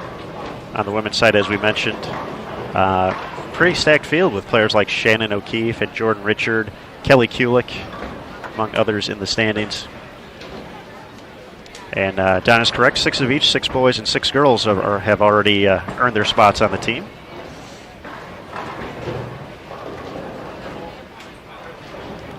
But the experience part for getting to compete in this event against a tough field and the ability to cross with players, kind of learn a little bit from them along the way, also a quite valuable experience trying to work up to those levels.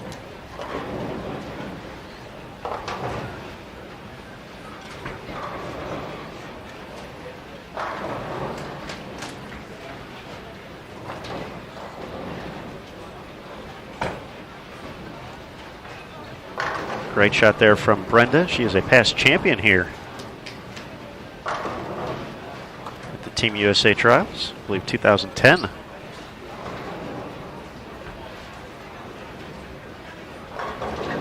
It's Brenda's year. Let's double check that.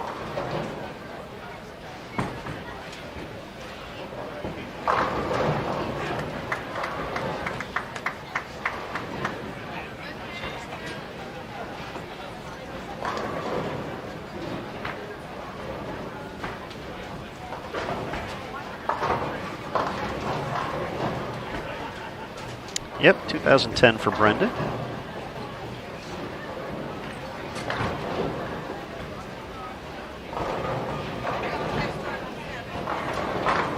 Oh, goodness. Montana, that was just mean of that 8-pin right there. Hashtag Team No 8-pin.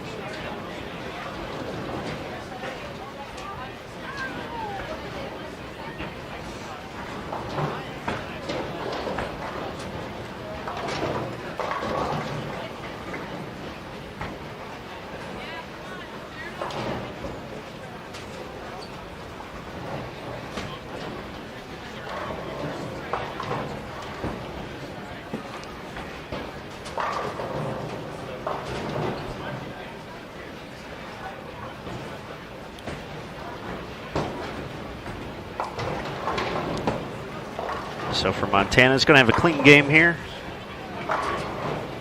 Should have gained a few pins back towards getting to even, but 8-pin denies her to start off her 10th frame. Montana looks to be a freshman this year.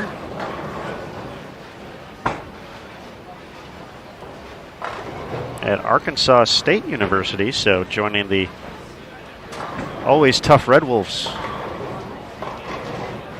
Saw Coach Justin Kostick around today, coaching a few of his players, and of course Arkansas State school of Jordan Richard, reigning U.S. amateur champion and 2018 PWBA Rookie of the Year.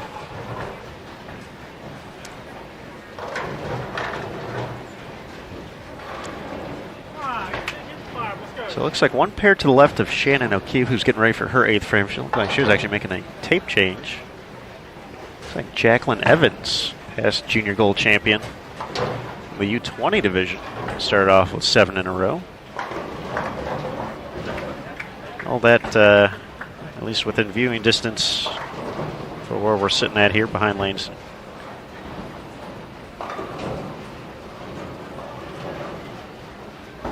.43 through .46.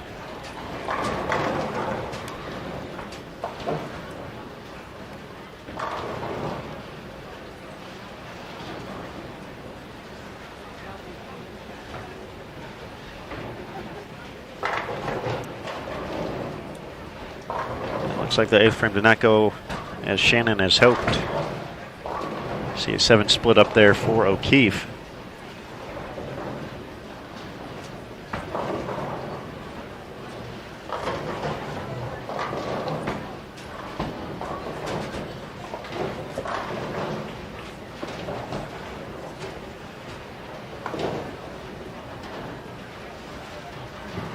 Jacqueline's run of strikes ended as well.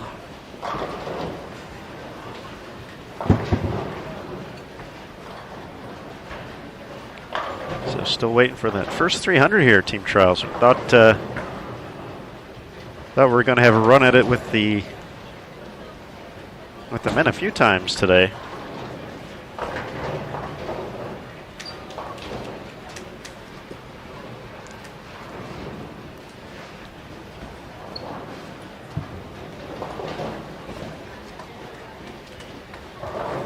Didn't quite get there.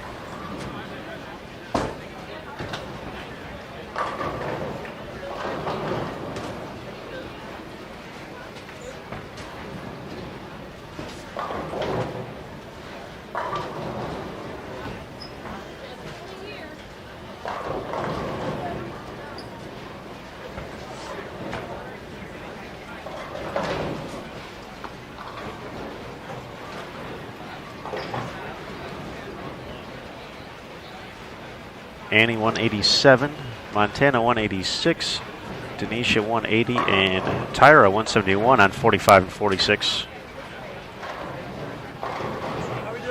So got the 9th frame to go here on 43 and 44. 5 players on this pair compared to 4, so naturally that's going to happen. Great shot from Padilla.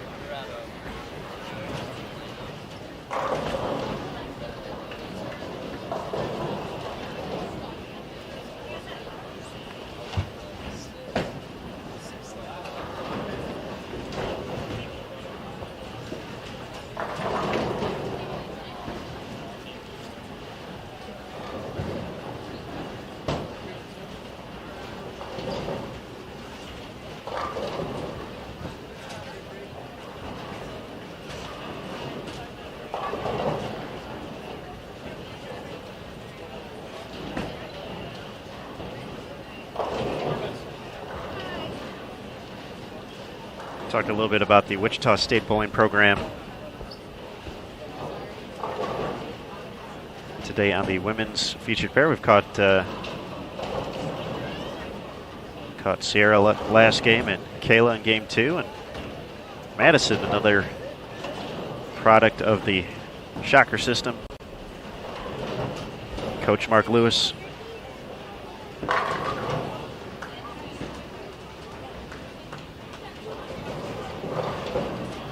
Coach Vatican, both Hall of Famers. I believe Madison, a freshman this year. As we mentioned, a member of Junior Team USA for the first time in 2018. Destiny Truly over on 49 and 50, front 8.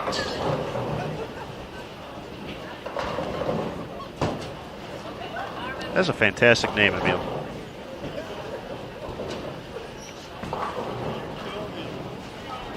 I would agree. That's a can't go wrong name right there. I mean,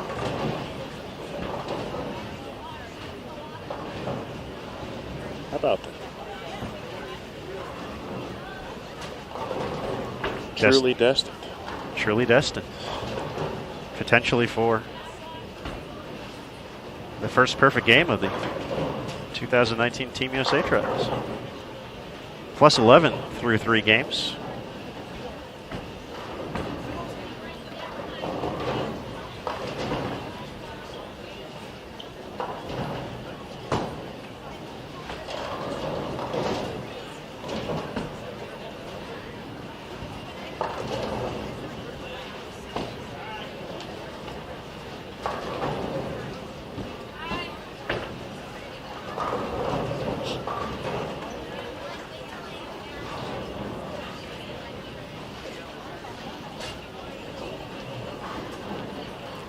Looks like Destiny is getting ready for her 9th frame. You'll see the ball tracking on lane 49.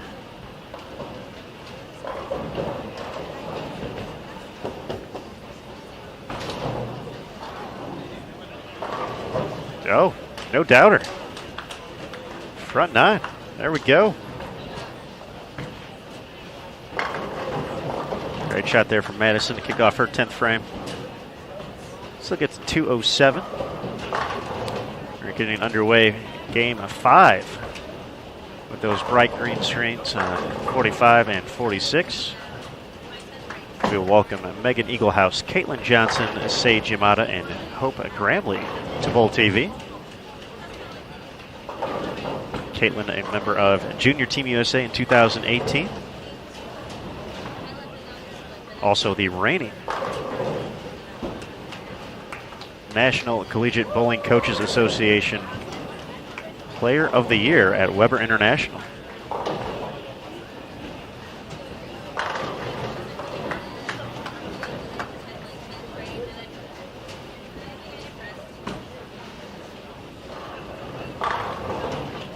Great shot from Caitlin to kick things off, plus 104.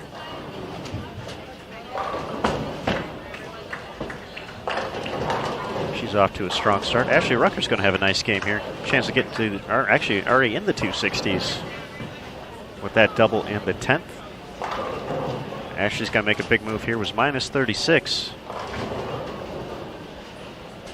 Going to be looking pretty solid here on the plus number heading into game number 5.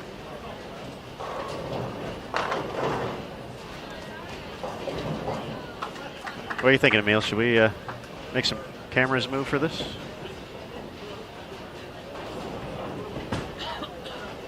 Yeah, we can. Give it a whirl. All right, I'll do it. I'll stand on things. I enjoy standing on things. No, you don't have to do that. But it's so fun. Actually, I don't even really have to stand on things here.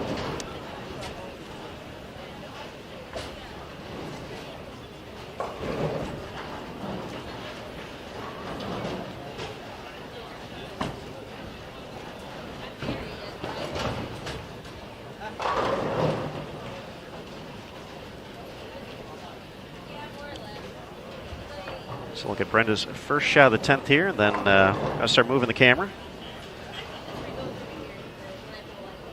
Brenda working 3 in a row, looking for 4.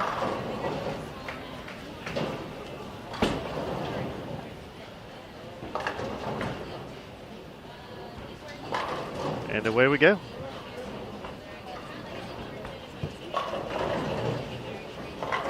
There's Destiny, first shot of the 10th.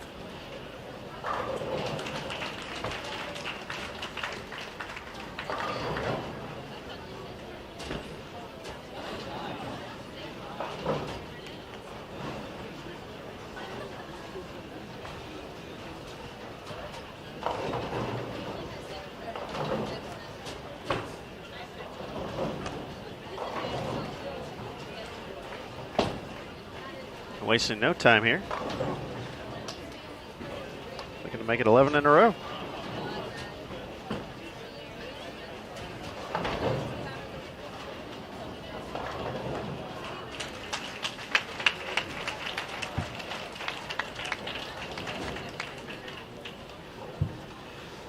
Fortunately, runs a little high there, leaves the 610. Be in the 280s though. Gonna get to right around plus 100. It's a big move here.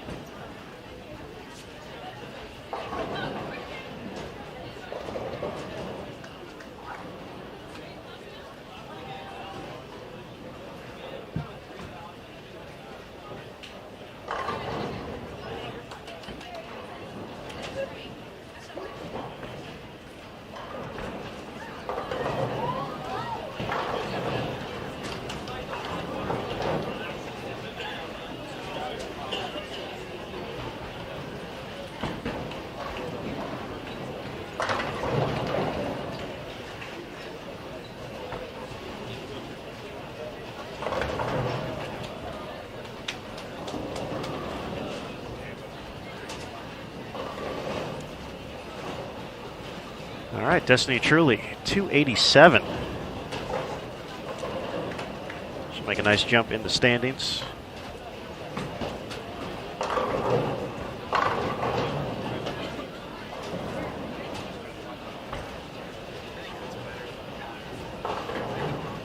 Caitlin, a quick 3 for 3.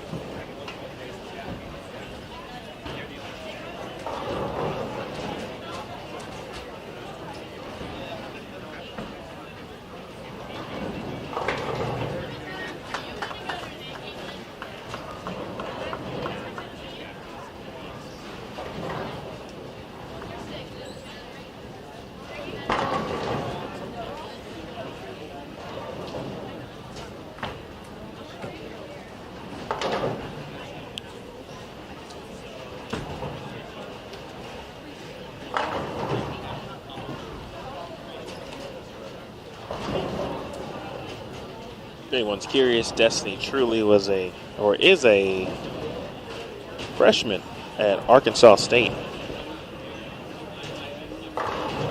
Yeah, a really good squad, as they always do.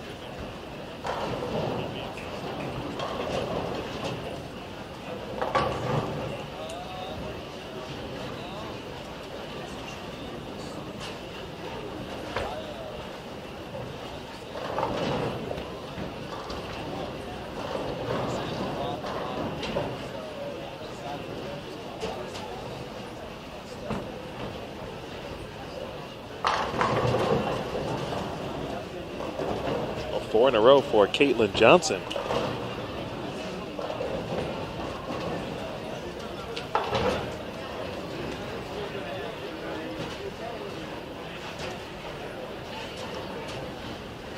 Plus 104 after 4 games unofficially.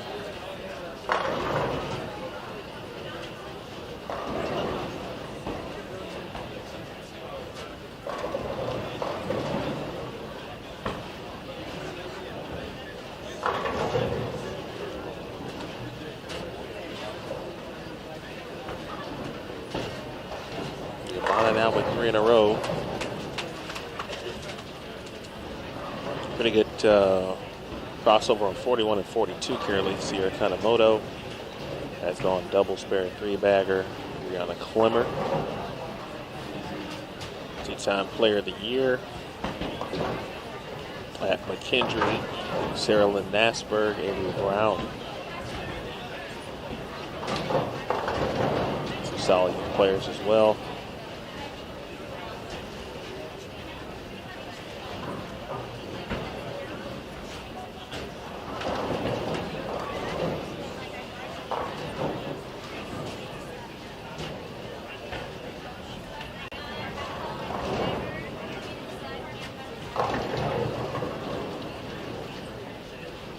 Emil, I'm going to say it. Yeah. It's been too long since I've gotten to see Julia Bond bowl.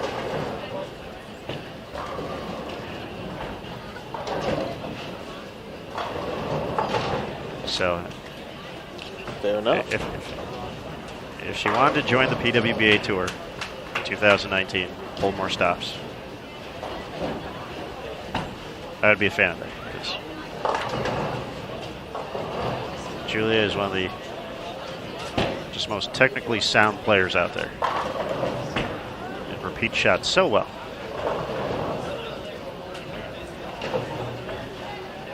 And it seems like forever since we've seen her here on Bull TV. It does seem like that now that you bring that up.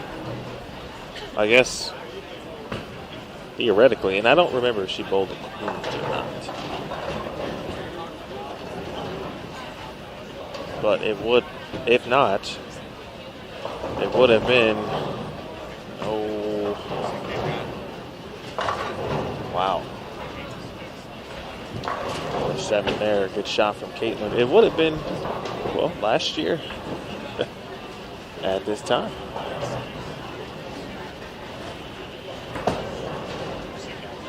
I think she's been out of Nebraska now. This is second full season now. So when I caught her on the collegiate side. Or did she finish up last year? If only there were places I could look this up at.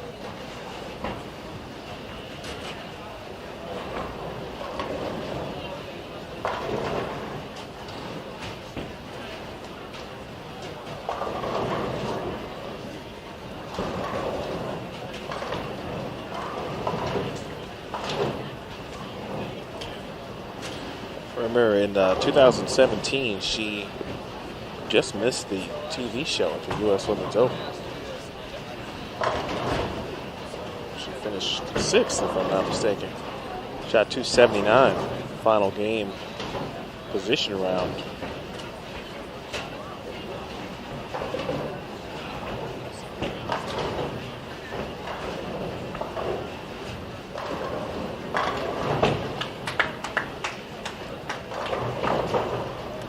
All right, we did catch Julia last year.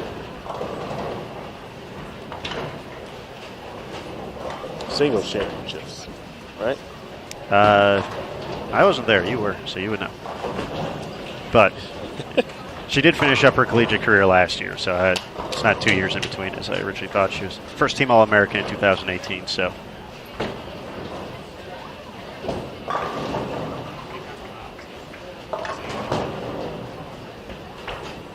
Just saying, though, Julia. That'd be cool.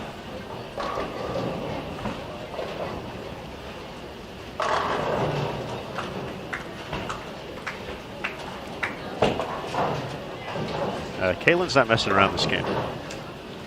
It's been 6 solid shots and 1 bad break in the 5th.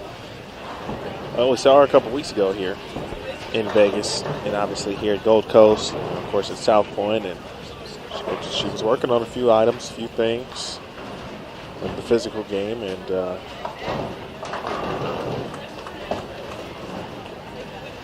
think some of the work probably starting to pay off for her a little bit.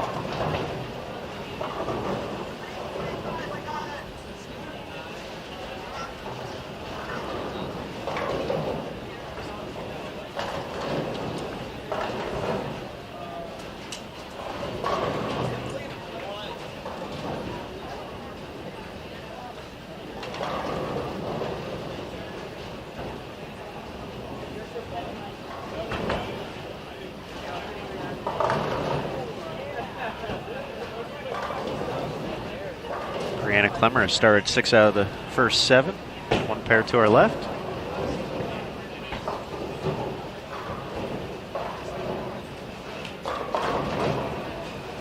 Looks like we'll be back in business here on lane 45 in just a moment.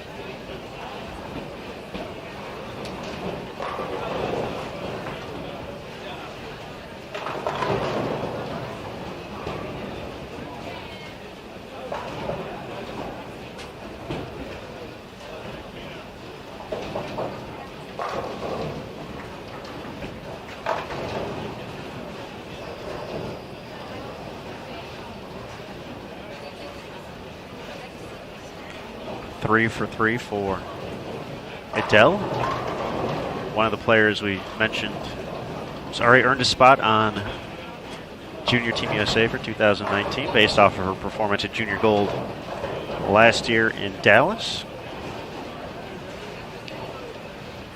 A collegiate national champion as well, part of the Vanderbilt program that won the NCAAs in 2018. Saw a few Commodores in the field this week, including associate head coach Josie Barnes.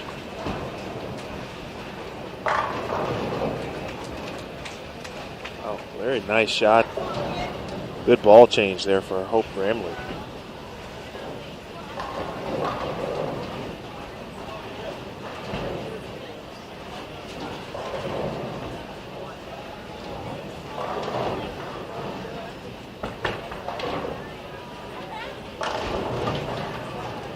Sage makes it 5 in a row. Daryl, what's up, man?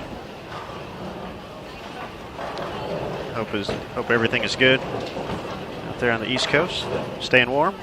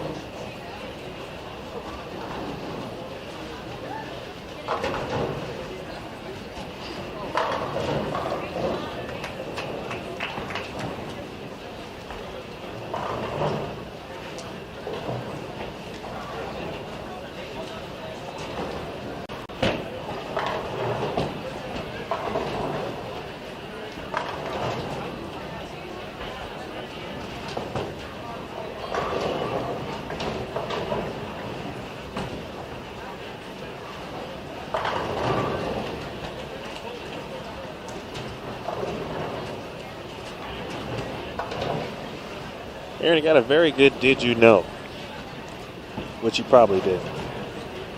Be surprised at the things I don't know, Emil. Did you know that Hope Gramley, A, attends McKendree? I did not know that. Okay. And B, is a dual sport athlete at McKendree. I also did not know that.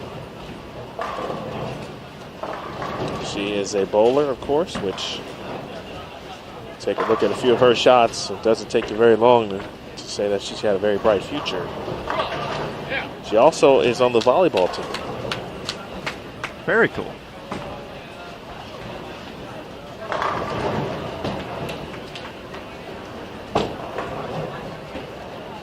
That is student athlete team even more so.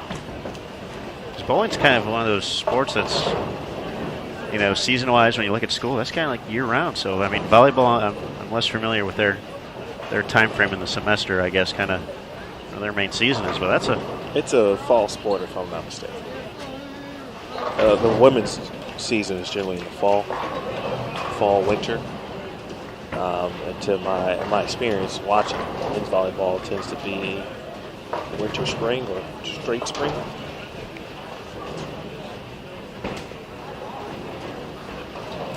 very cool stuff.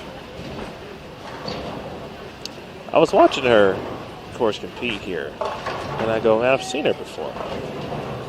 And then I realized finally where I've seen her. It's I've seen her at the ITRC. Out of Prosper High School. Not too far away from DFW, of course. But Caitlin's just been tossing them up just like that.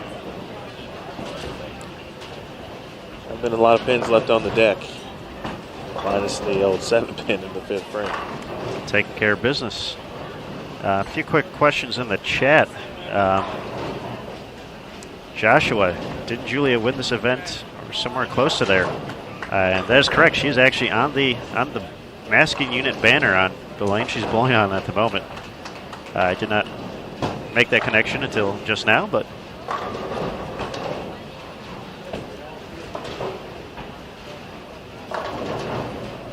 but she was the 2017 U.S. Amateur Champion, which is a portion of the event.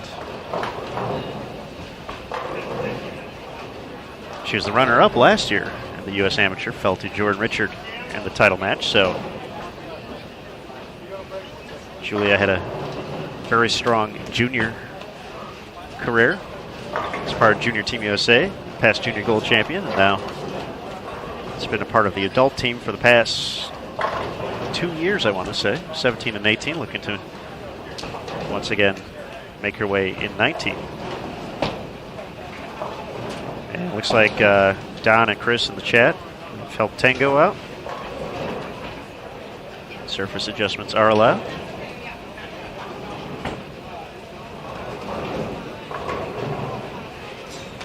In between games only.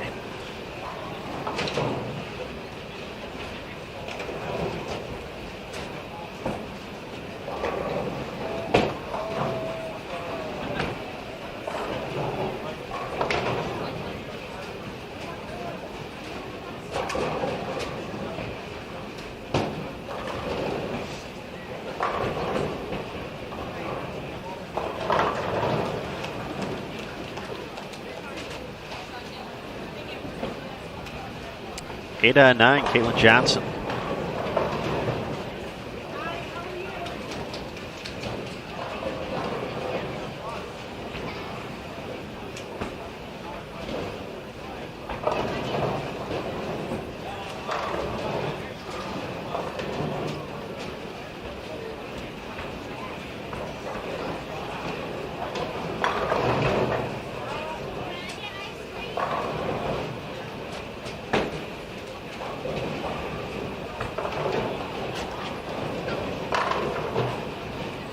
Great shot from Megan.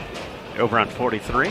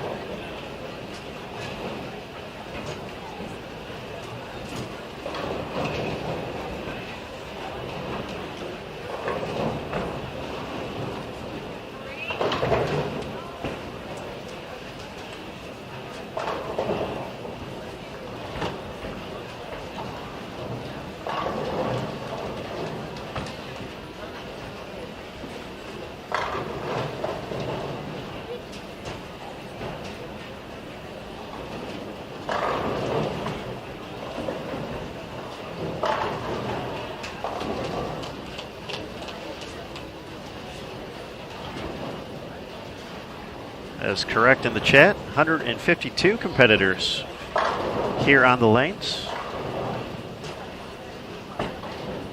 in the women's division.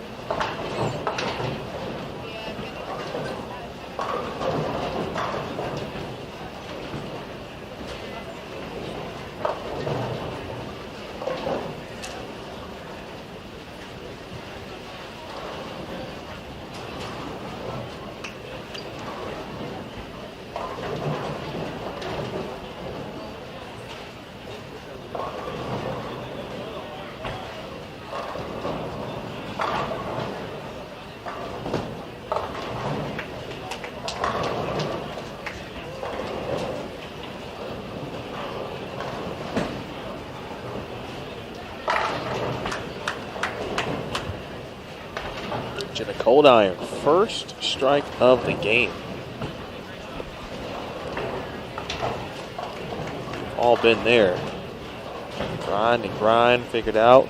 Most important part for her, able to stay clean. And now she'll be looking for a double here. Bond after the open frame up on 43. Need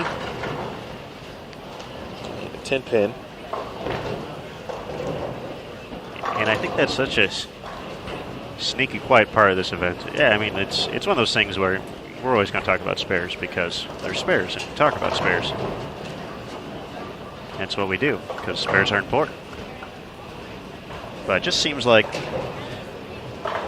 know, kind of being able to weather the storm in an event like this and kind of hold on to those extra spots. Obviously, we've talked about how you can move up a lot with a big game, especially if you can kind of having one of those blocks where you're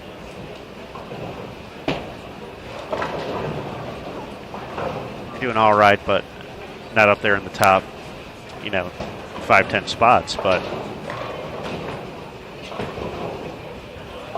making sure those 170 games are 190 instead over the course of this event.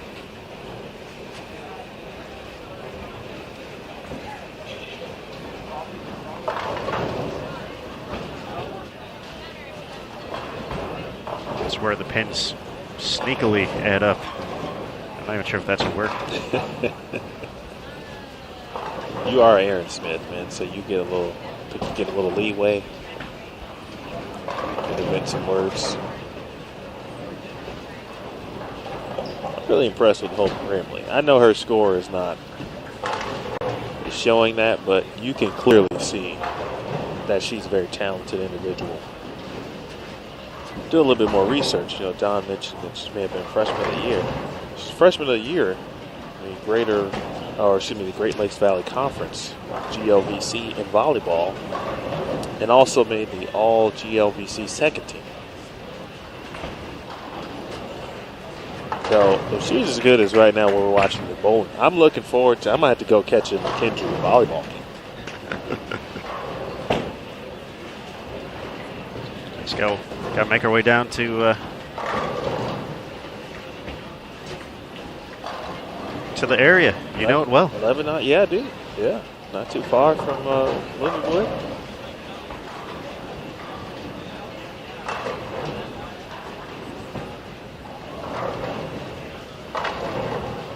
Looking forward to seeing Hope here later on in the week. Confident, of course, she'll be able to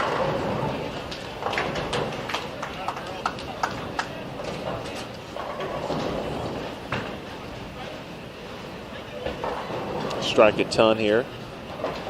Cold iron, first double, here she comes.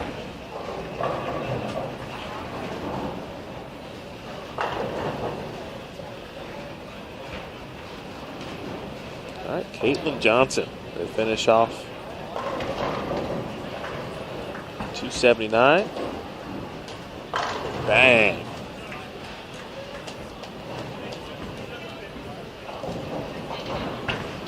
That was a pretty impressive game. Hey. Yes, she shot 279, but it's the way that she did it. There weren't many, I don't think there was any. I almost want to go back. Any light mixer strikes. The only one that really caught my is the shot after the 7-pin on 45. Thought that might have been just a tad high, but yeah, everything else has been really, really, really, really, really, really, really good. Which is what we've come to expect from Caitlin over these years, because she's really, really, really, really, really good.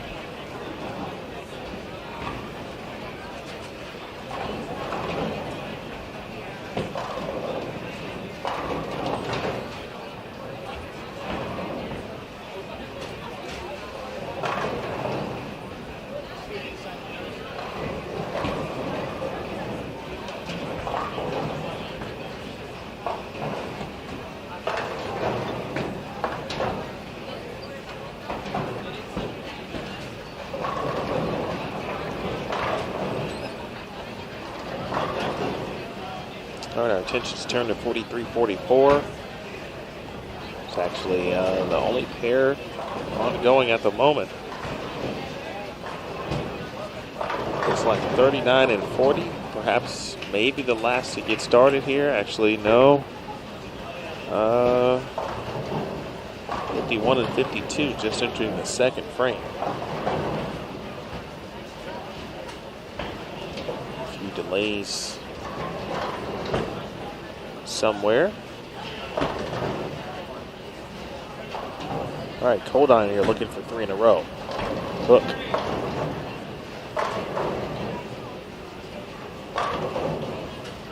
Ball just got in that zone down lane where it was supposed to hook and You see Jenna kind of come on and just never read that friction. Got leaving the 2-pin.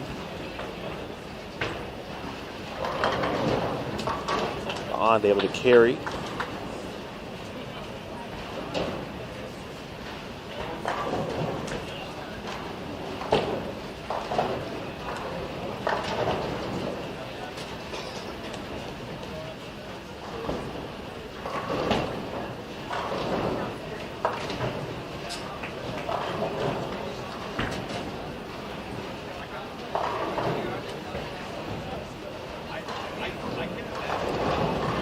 As Emil mentioned, some of those pairs were a little bit further behind, so we're just receiving scores now after 4. So those will be posted on bowl.com.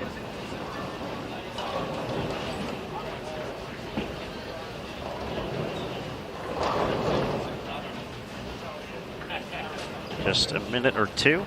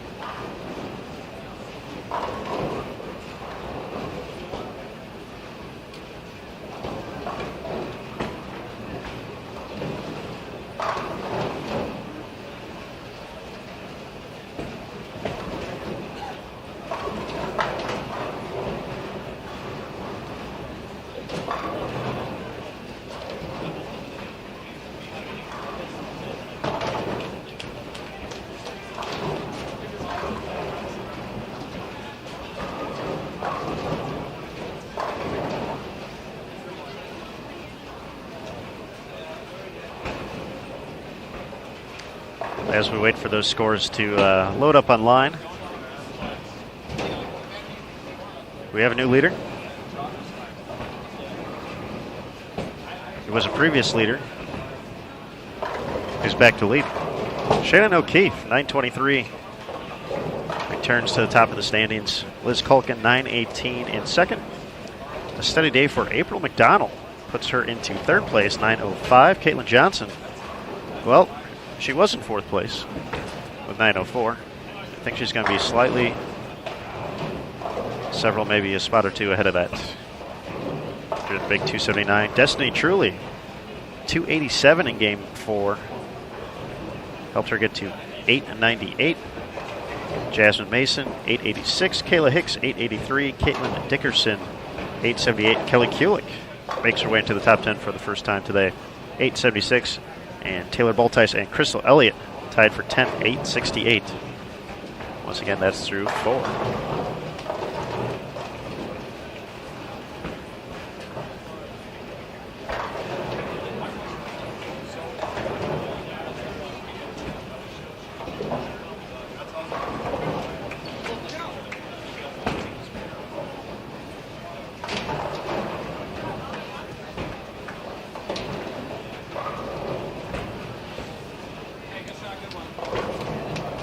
Another solid game here. We talked about Caitlin Johnson, kind of the opposite of the spectrum here.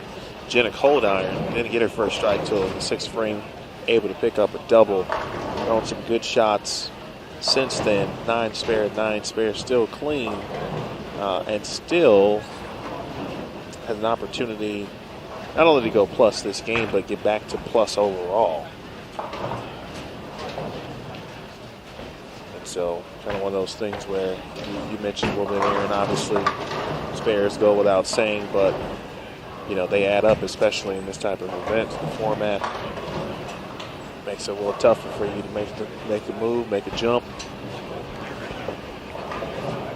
Very, very true. So for her, either way, whether she strikes here or not, you know, could just fill in the 10th frame will be a success, considering what she's had to deal with just 2 strikes here in this game. Just want to make a quick note. Seiji Mata quietly 245. Yeah, snuck that in. She got caught in the Caitlin Johnson whirlpool of strikes, but Sage, nice little game right there. Once again, moving the right direction.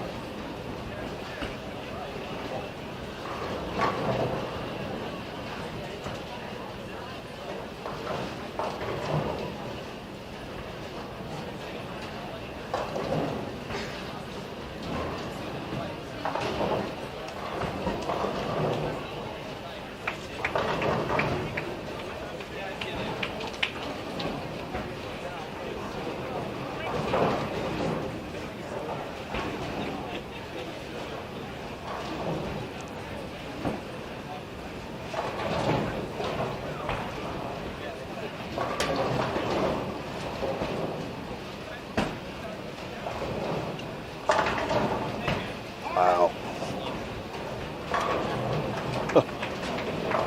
Hashtag Team No 9 Pin. Wow.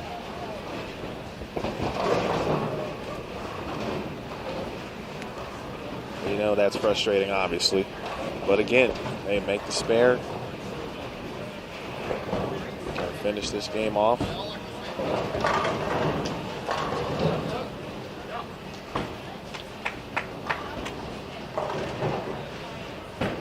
One in a row for Bond.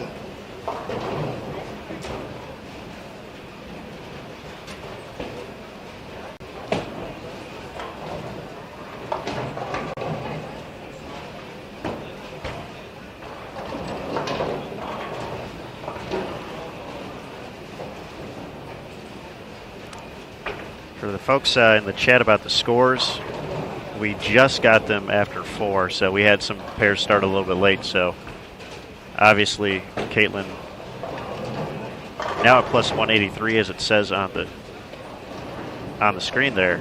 But we're not going to have those scores through Game 5 for a little bit here. A few pairs to our left, we're in the 6th frame. So Game 5 scores will be a little bit further back.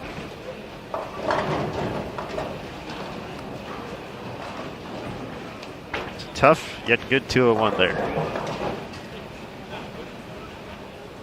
Way to fight through it, Jenna. Make your spares, kids. Julia's going to take a look at something different here for the fill in the 230s.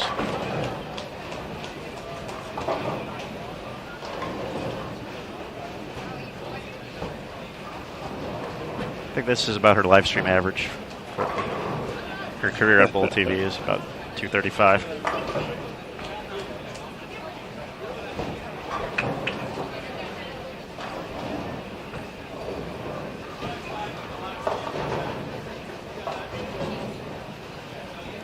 All right, she learned a little something. Take 233 and move to nearly plus 100.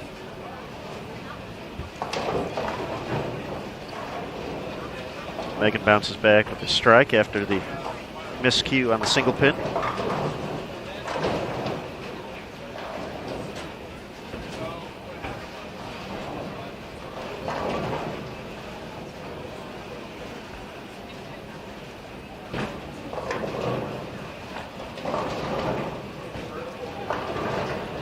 Oh! 9 pin. Goodness.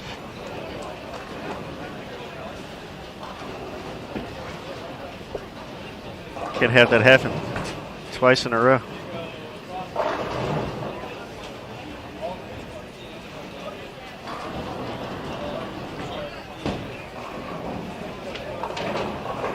Emil, are you all right over there? I'm great, man. That was amazing. Everything from the 9-pin balling to your call of it.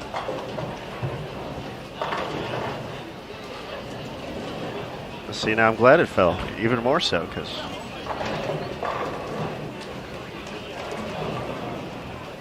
it's that 4-9 just mean as well.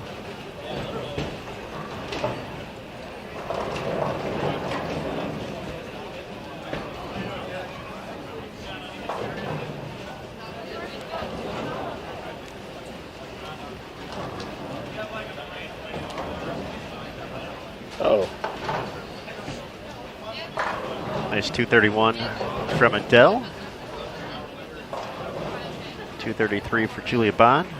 Megan 203. Jenna 201. Jaden working on 3 in a row. So it's 202 out there.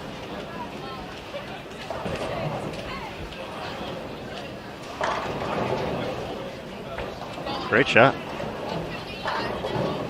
A row now for Jaden. Joined the 200 club here.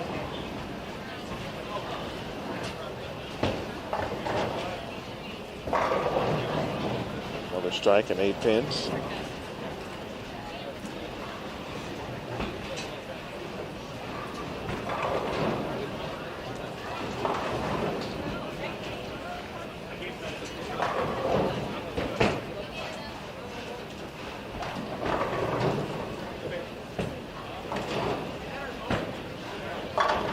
Oh, from way downtown.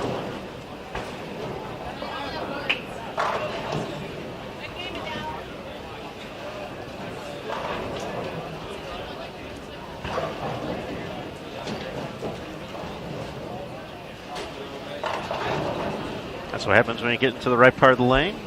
Get the right ball in your hands, can create a little space, a little forgiveness.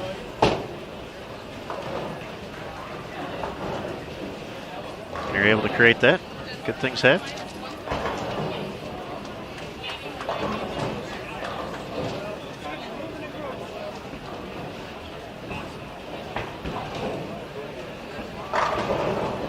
There we go. Back 6 for Jaden to get to 202.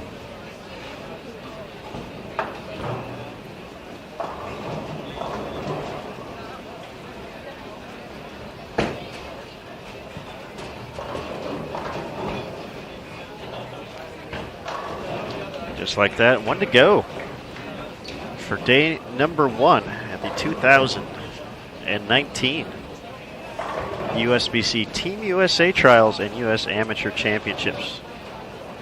I'm Aaron Smithson alongside Emil Williams Jr. Shout out to Matt Cannizzaro, Jason Thomas, and Brant Houghton as well.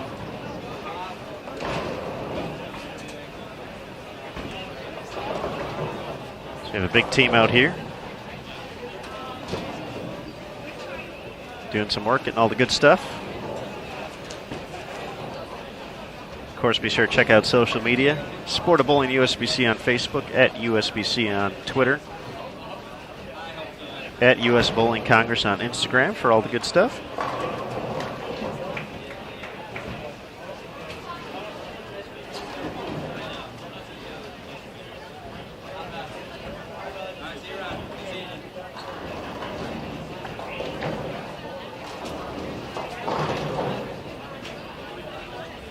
For Kevin's question in the chat, which is a good one, it had to come up towards the end of the men's block.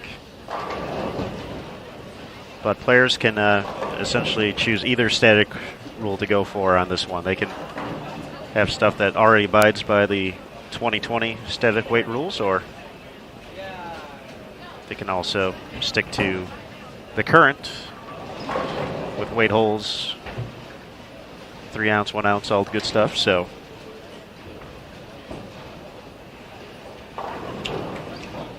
yes, I believe that's August 1st, 2020 when that rolls out for all USBC certified competition.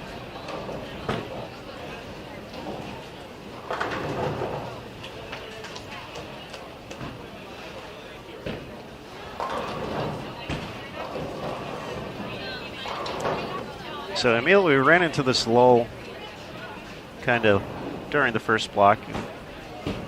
And after you talked about what I thought were resolutions, but were actually goals, we asked the good people in the chat some of their bowling goals for 2019. So, since we have a moment here, got some good response a little bit earlier in the day. So, for you good folks in the chat, tell us what your goals are for 2019 year on the lanes. Looking for that 300, maybe another one. First 800.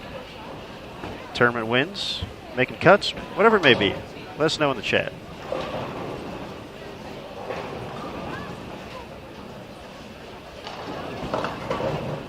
Emil, are you still up for 4 tournaments based off of our conversation earlier today? I'm on record. The funny thing is, my wife laughed at me. It's kind of that laugh where, you may have said something similar in the past, didn't do it. So it's like, I believe it when I see it kind of thing. So we got 362 days left.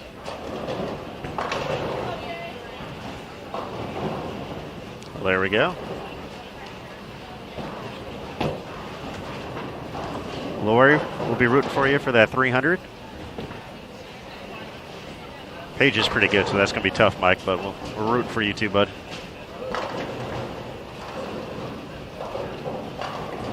I was going to say, as far as the results, they should be up and running.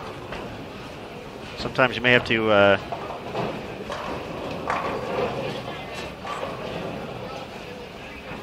clear your cache with PDFs from time to time. We'll add the link one more time just in case.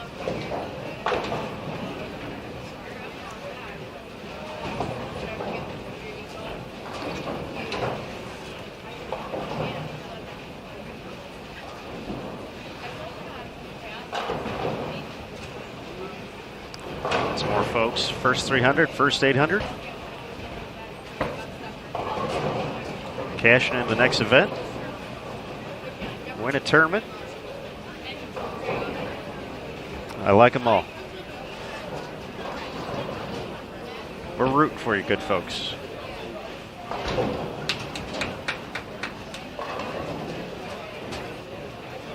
And of course, when you reach these goals, these resolutions, whatever they may be deemed, I should say. Next time we're here on Bowl TV, let us know in the chat. We like hearing about the successes as well.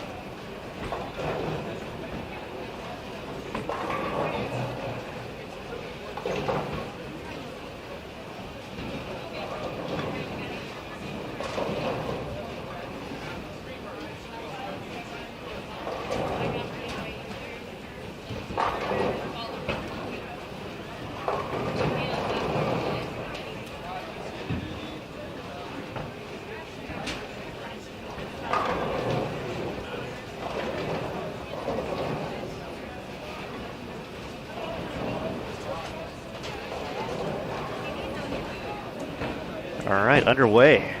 43 and 44 for game number 6.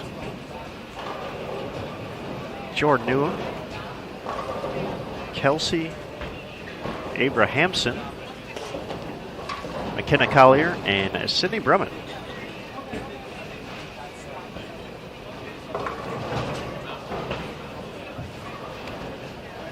Sydney, a member of Team USA in 2018. Former collegiate standout at Wichita State. Had some success for Junior Team USA as well.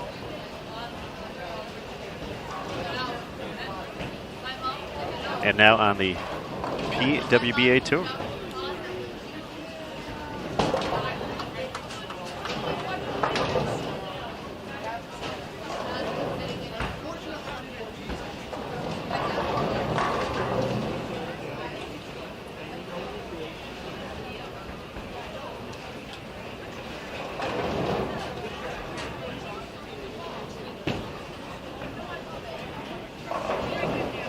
Scroll up for some of these responses. They're rolling in. They're all good.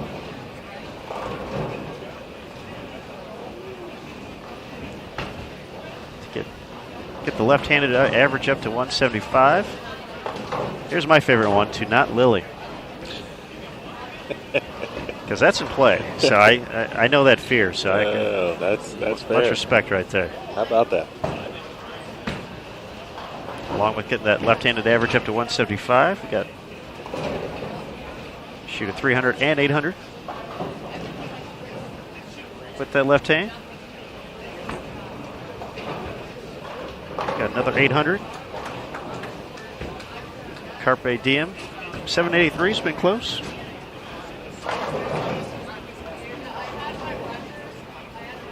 Win a PBA regional. I like it, Fred.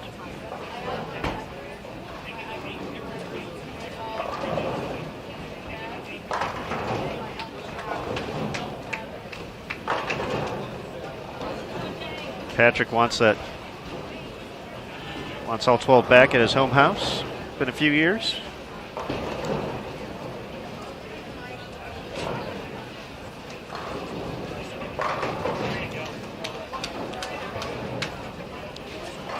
Debbie even looking 5 years down the road.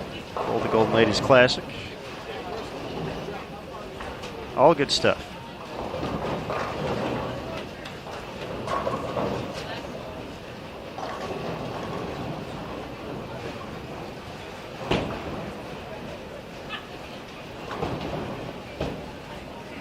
Richard, we hope it's a great injury-free rest of the way out.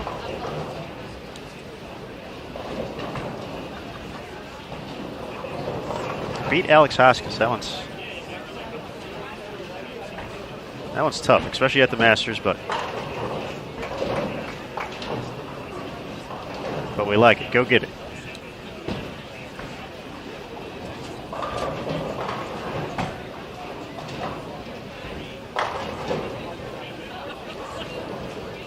Great shot there from McKenna, kicking out the 10. Got some folks making their way to 45 and 46, so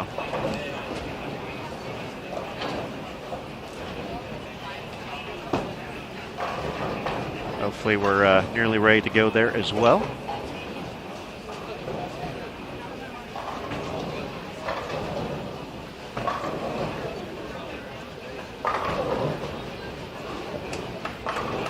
Talking about a pretty good pair, 45 and 46. And then Jokic.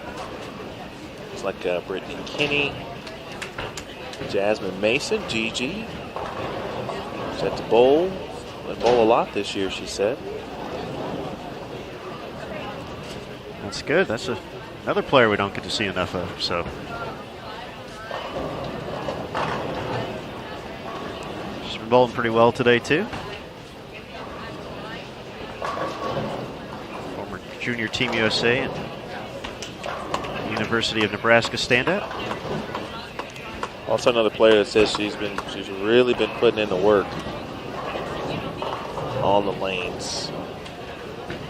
It's one of those things where, a lot of times you have some success early, college, etc., and people expect you to get to that next level immediately. And what I mean by that is, let's take any professional tour, for example. Just go immediately. That's just, people expect you to do that. Sometimes, and really, players themselves know if they're ready or they're not. And sometimes it's worth spending the extra time working on your game and going when you feel confident and ready, as opposed to sometimes just going out when you're not ready.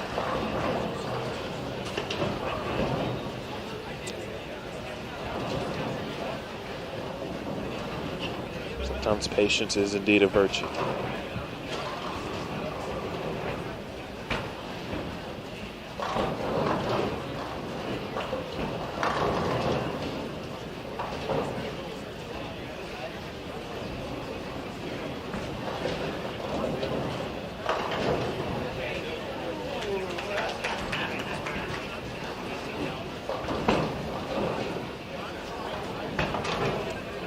Question in the chat from Lee. When you look at the standings, they are in different categories: pros, and then they're also labeled with Y and AM. So when you look at that, you are correct. AM refers to amateurs, so those are players essentially eligible for the adult team, And that also means they're eligible to make the U.S. Amateur Stepladder Finals. The professionals, that's the one thing they cannot compete for is the U.S. Amateur title. So for a player who has aged out of the Junior Team USA program but has not gotten a professional card, that is the amateur designation. Why is youth? That's nice and easy. Essentially, youth players can compete for every aspect of the event. If you're youth, that means you're young enough to still be on Junior Team USA. It doesn't matter how old you are to make Team USA, so if you do well enough to either earn an automatic spot or get a coach's selection, you can be on there.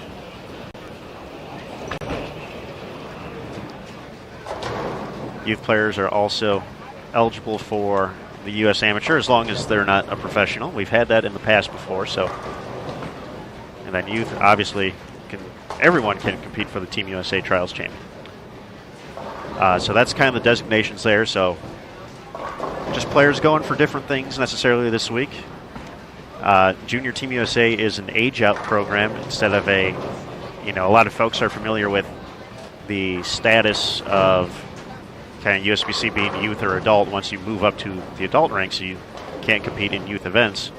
For the national team, however, since we go off World Bowling rules, that is all age-based. So to read it directly from the tournament rules,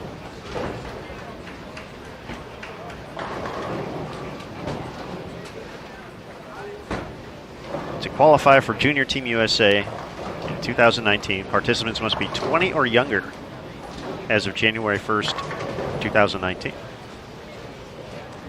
So once again, that could be someone who is on the PBA or PWBA, maybe elected not to go the college route and want to get that professional card, but technically age-wise, still young enough to be on junior team.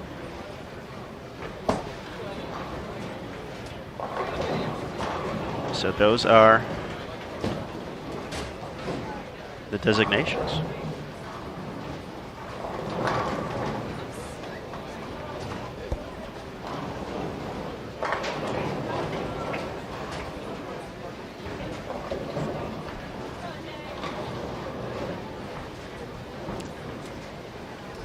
See, another question about how the rules read. It's basically the cut is the plus or minus that you see at the top of the screen. So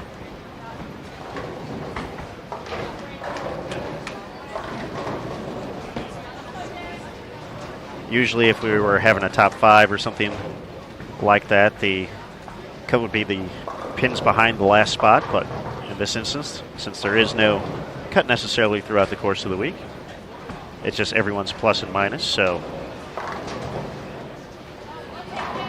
hopefully that explains that one. Could probably have the plus or minus thing there. I'm not sure why cut is there. I think I got it.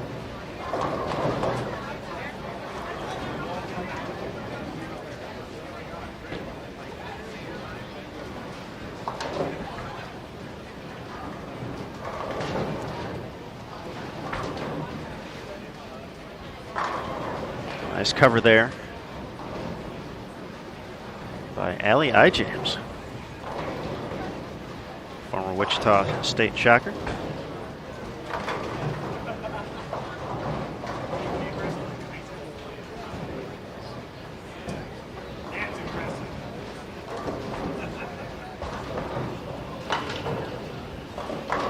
Allie's one of my favorite people.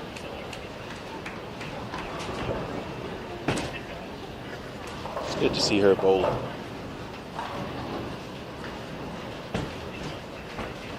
Spent some time early, first couple years testing the waters out on tour.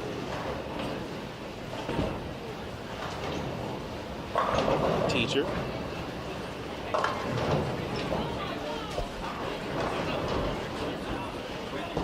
Newly engaged too. How about that? Well, congratulations. To one Kevin. in the chat. Congrats. Kevin Tatry, specifically. There's a lot of Kevins in the chat.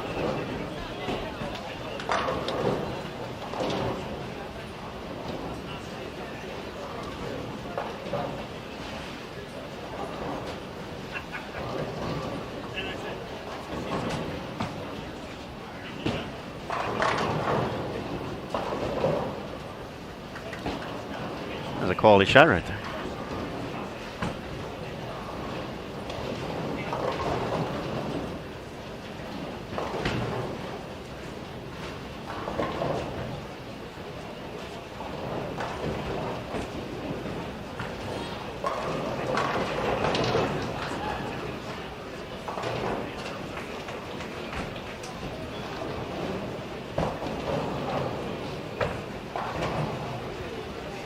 Hello, Janae. Hello, Mike. Appreciate you stopping in.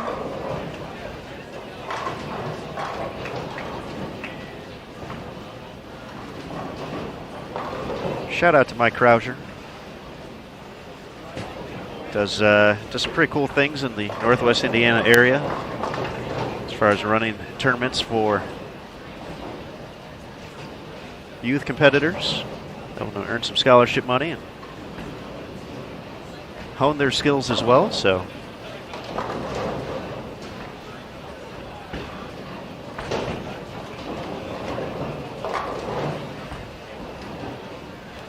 appreciate what you do for the sport. Of course, get to see Mike's son come out and help at Junior Gold as well. So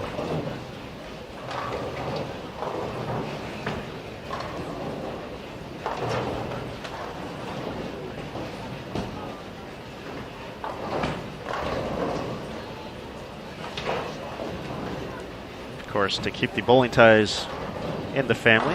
If that last name looks familiar, that's because Mike's daughter, Paige, NCAA champion Stephen F. Austin.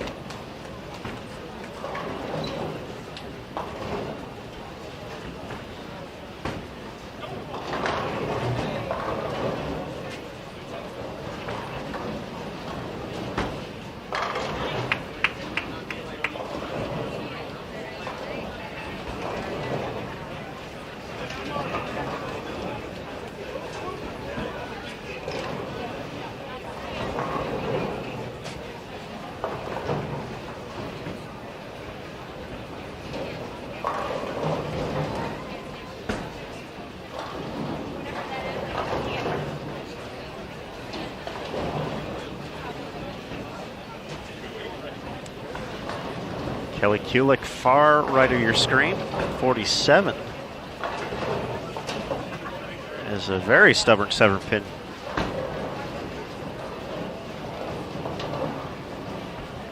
Stopping her from the front 5.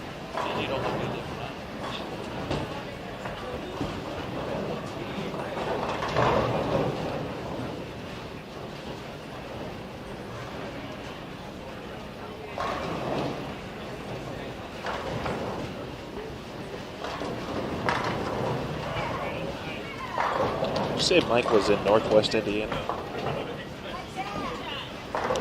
Yes, sir.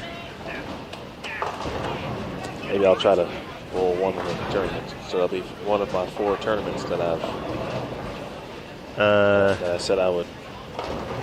That's one of my goals, I should say, for 2019. Maybe if Mike has a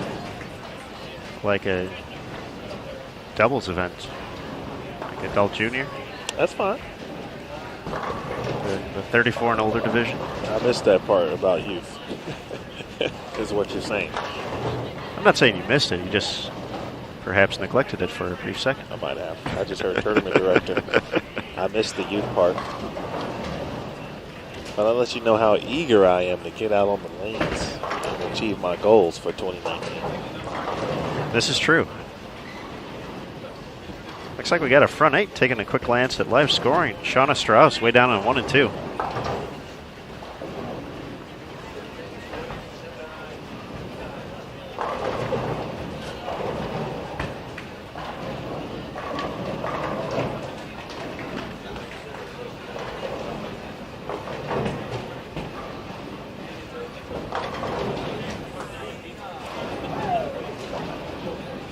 Be a great way to end the day.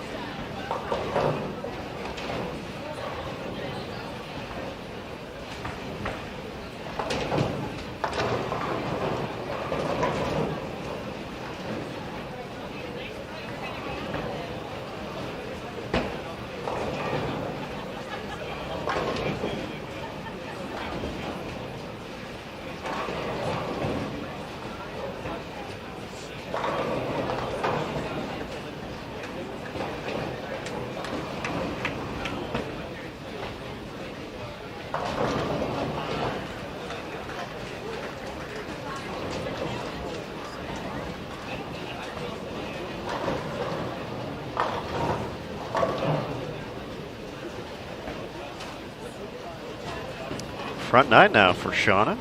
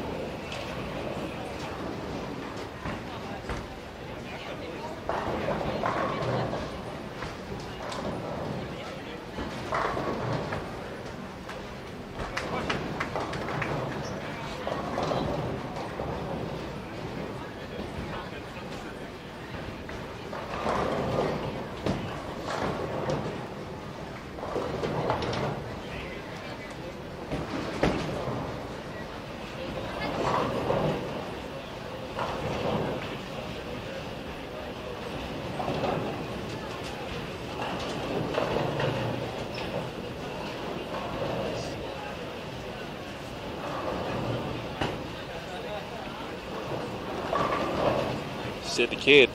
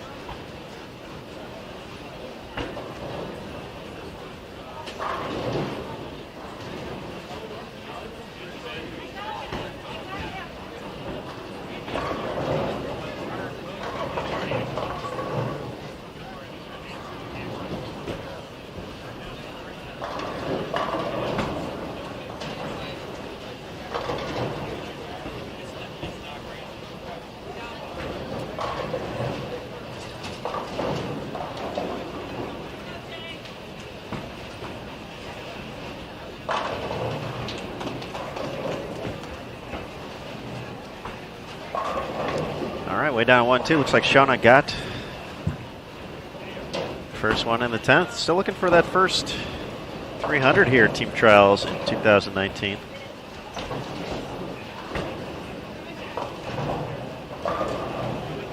Wow. Well, you don't see that every day. No, sir, you don't. 3 from the 136.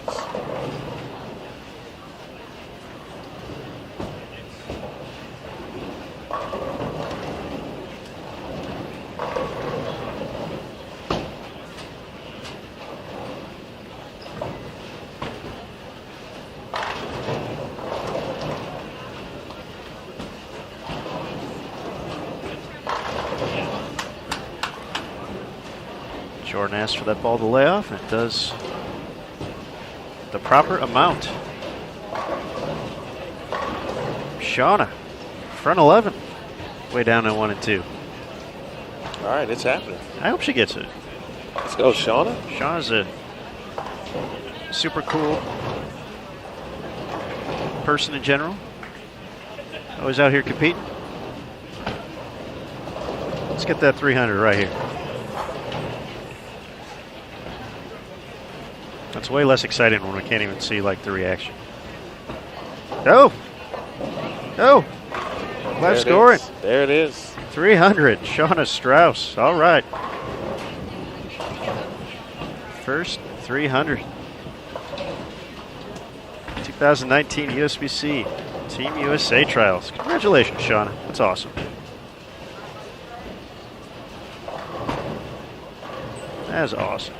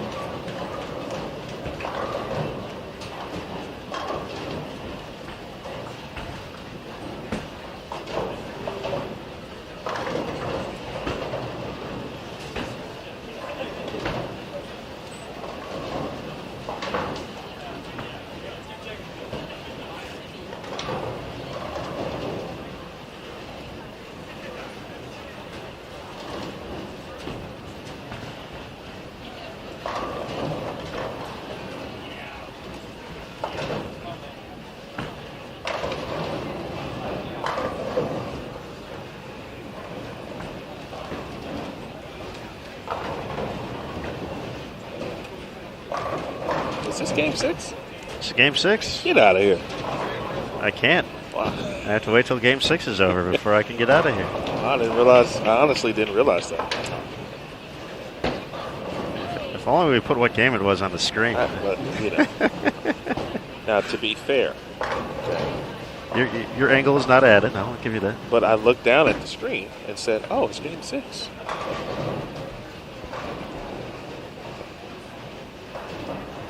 Hey, I had fun today. Good day indeed. A little Highland head pin there for Ali. Plus 47, trying to finish strong. We're getting standings updated from 5 right now, so those should be up any second. Kenna Collier bounced back very well. Early miscue in frame 1. And it's gone strike, spare, or strike. 3 consecutive 9 spares, and now a 4-back.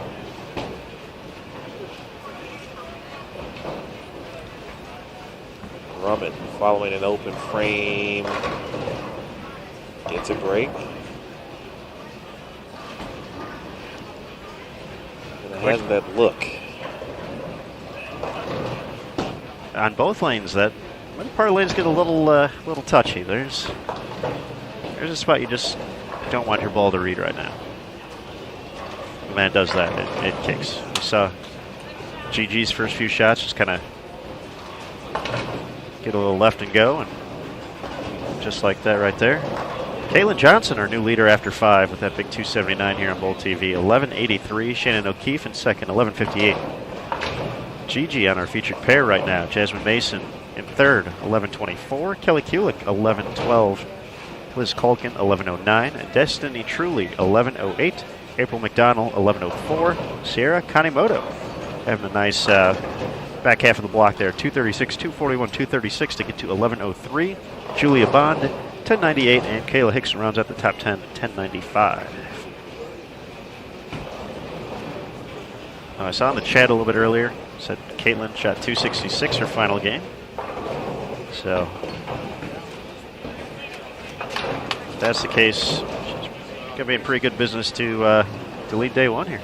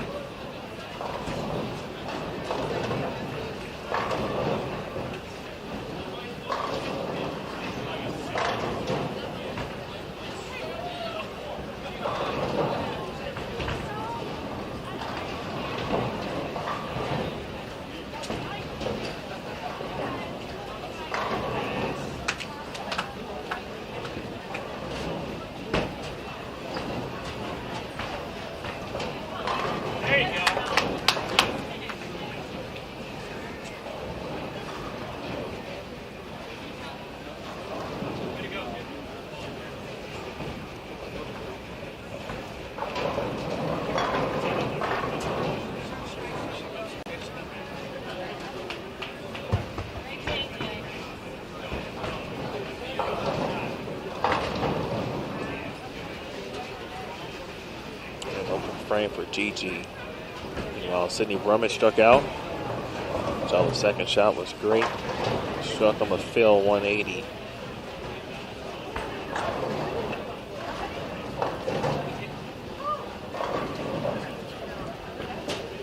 .27 for Jordan Mueller. Another Vanderbilt player. They've been well featured today on the featured pairs.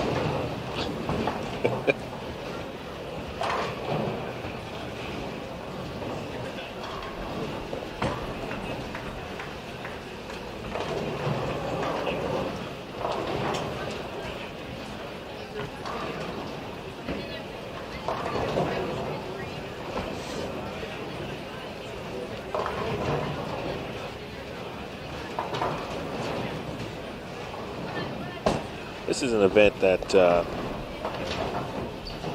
I know I didn't really, it's hard to say I didn't appreciate it simply because I didn't have a chance to be a part of it or to see it up close until last year. I think it is one of those events where when you see it in person and the amount of athletes that are really trying to represent their country. It's just it's a different experience. You also get a chance to see a lot of talent, both obviously adults and youth. We talked about both in that sense because there are spots available for both adult and youth team. Of course, an amateur championship on the line as well. So you really get to see a good mix of some of the best in the country. If you think about it in those terms. Granted, there are many who aren't here due to various reasons, but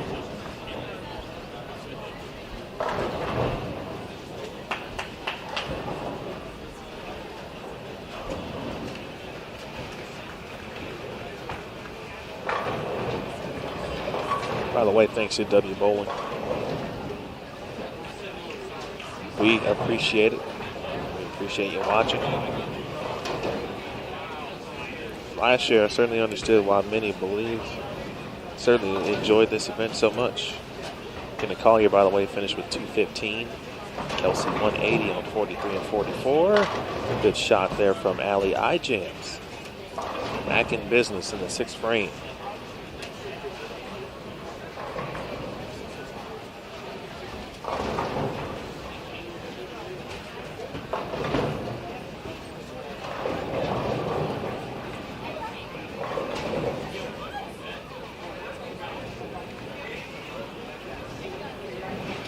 So some big scores here on day one.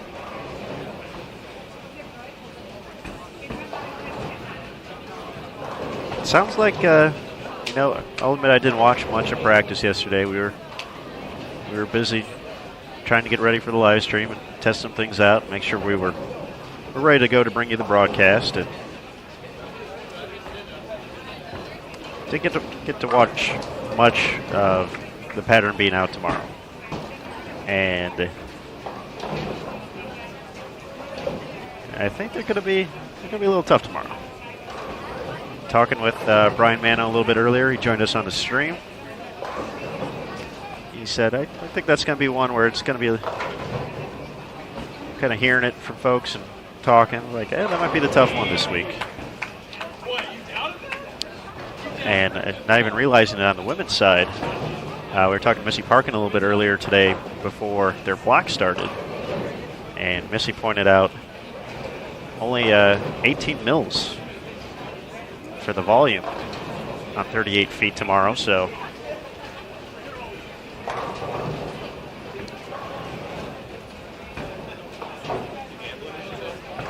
let's get it. So let's see. It's gonna be interesting to see. Obviously, 36 feet. Even going with the standard rule of 31, you're going to be seeing players a little bit closer to the gutter. But it'll be interesting to see how this State 2 pattern plays out.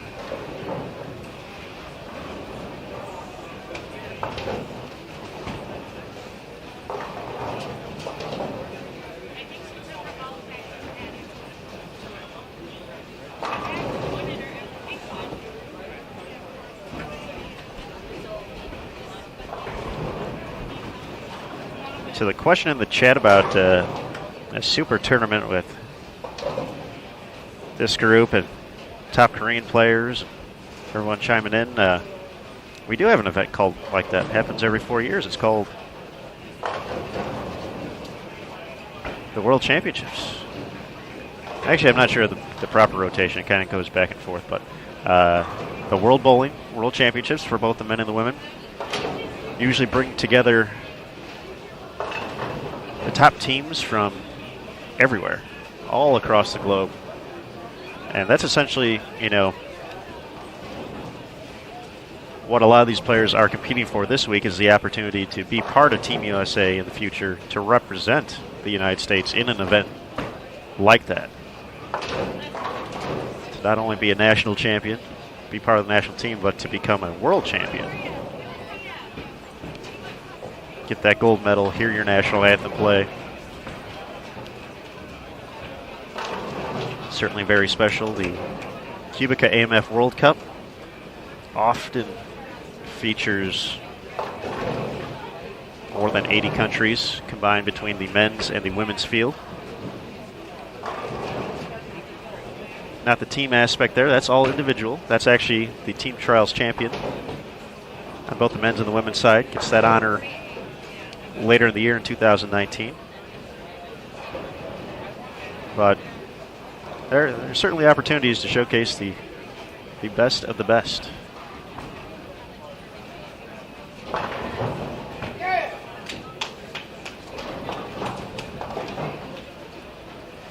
I just saw Shauna Strauss walk by, and she was smiling ear to ear, so I wish I would have caught her real quick. Get that instant feedback. If we see her again, we'll see if we can get some quick thoughts. But once again, Shauna, congratulations. 300 final game today. You'll also see that at some point on the social media channels. That is correct, good sir. USBC, Twitter, Facebook, and Instagram. At USBC, except Instagram, it's at US Bowling Congress. If you are not following us, please do.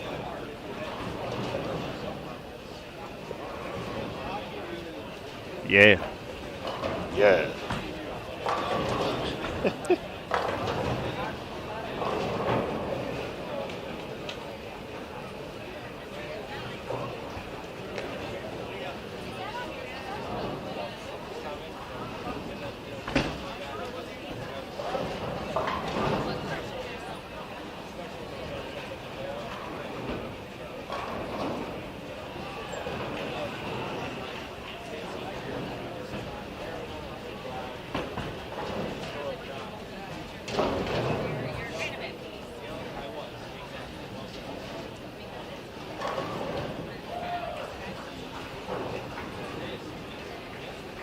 Aaron, as day one is coming to a close here,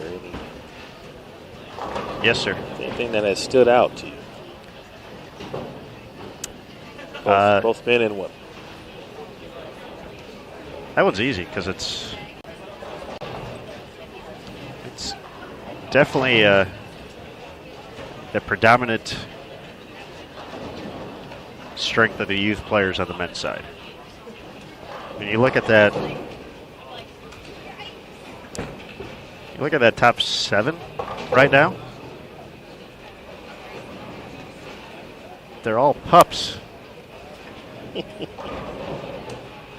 Just kids. I mean, Michael Tang, he must feel like an old guy compared to those guys. John Janowitz, I love JJ. JJ's timeless. Darren Tang also in the top 10. And you just look at, and for a lot of the folks, you know, that might be your first time seeing the name Andrew Hall or seeing the name Zach Singer, Charlie Reed. All those kids can toss it, though. So for me, we knew the men's side was going to be intriguing regardless, with many of the PBA guys in Arlington for the Hall of Fame Classic. So that was going to make for some interesting play in the standings throughout the course of the week, but youth prevailed on the men's side. That's That's my big takeaway. On the women's side, obviously, we still have a game to go. As folks finish up, but Caitlin Johnson's game on Bowl TV. Wow. That was, and then to finish it up with 266 the next game, too, to basically run away with day one is a big statement. I mean, she's aged out of the youth program, it appears, according to the classification. So she was on junior team last year. And she's apparently not shying away from the challenge of making her way onto the adult team here. Something we all certainly expected a player of her caliber, but that was a statement game for everyone who goes back and watches it. That was fun to watch. That's what I got. What about you, big guy? Oh, well said. I would second the youth movement on the men's side, or the men's division. And it's easy to just kind of watch bowling, obviously, and take a look at the scores, see what's happening. But when you do look at the standings and do realize, hey, 3 of the top 7 or whatever are youth players, you go, wow. It just goes to show again, and we all know it, how good youth bowlers are right now, as opposed to decades ago. And that's obviously no disrespect to anyone, but I hear people say it all the time, how advanced players are these days, youth players, for example. The coaching, the lane conditions, the opportunities, the advancements, the research, the resources, all available. And the youth have taken advantage of it, so absolutely. On the women's side, almost kind of no surprise when you look at the standings again, and just after 5 games, but Caitlin Johnson, absolutely. You see a couple pros in there, but some youth players stood out, I think, as well as some amateurs. And Jasmine Mason kind of coming out early, and after really a good solid year, she said, of working on her game, certainly showing here. Day 1 of team trials. Destiny Truly, front 10 earlier today.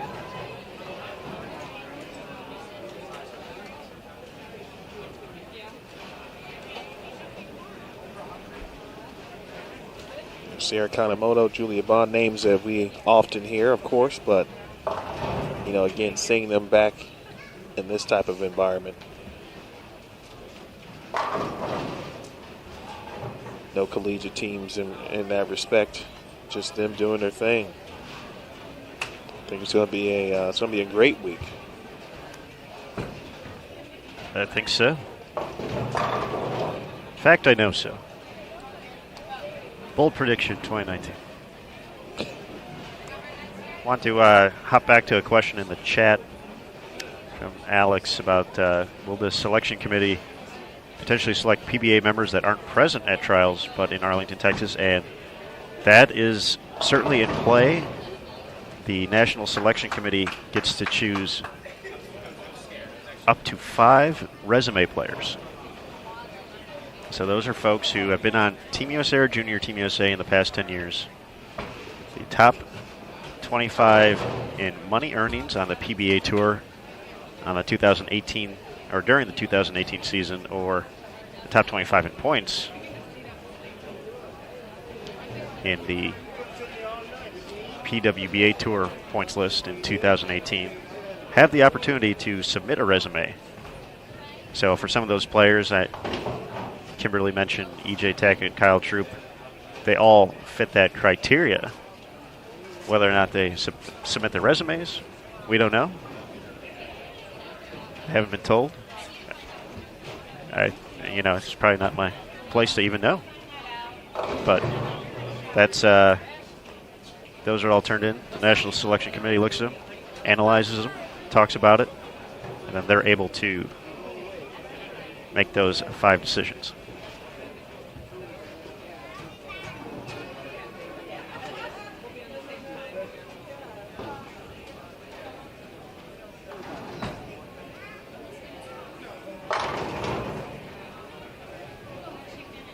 Allie's looking to cap off this live stream the right way. 5 in a row. Allie's been, I want to mention her as well. Glad I got to see her here on day 1. She'll be in a really solid position moving forward the rest of the week.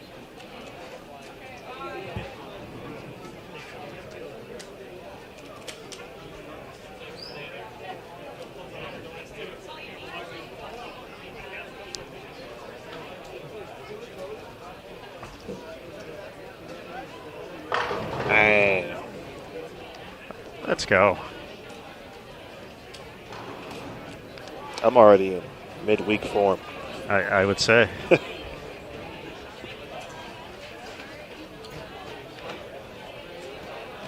$12 games a day will help. Imagine if you're bowling, you put in 12 games a day like this. Besides the agonizing pain the next day, because I would be in the same boat. Well, some of these players obviously are familiar with something like that, those who compete on the PWA Tour. Qualifying presents those type of challenges. A smile never hurt anybody. And that's what Allie did there as she crossed over, but 234 is on the scoreboard. And while there is a few bowling balls going down the lane on the low end, that'll do it for us here. Day 1 coverage of the 2019 USBC Team USA Trials here on Bowl TV. Aaron Smith, take it away. Well, thanks, Emil, and thanks to everyone for joining us throughout the course of the day. We hope you had the opportunity to enjoy for a little bit, whether it was the men's or women's qualifying. Of course, we hope to see you throughout the rest of the week. We'll be back on the lanes here, 11 a.m. Eastern, 8 a.m. local time for the women's second round of qualifying here at Team Trials. The men will be back on the lanes 6 p.m. Eastern, 3 local time here in Vegas. We'll work that way until we get down to our Team Trials champion, U.S. Amateur Stepladder finalists, and of course, Team USA and Junior Team USA in 2019. That'll be all on Monday.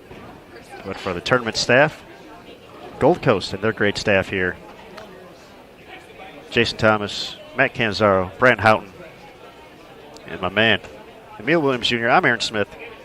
We're done today here on Bowl TV. We look forward to being back tomorrow for continued coverage of the 2019 USBC Team USA Trials. That's it for tonight.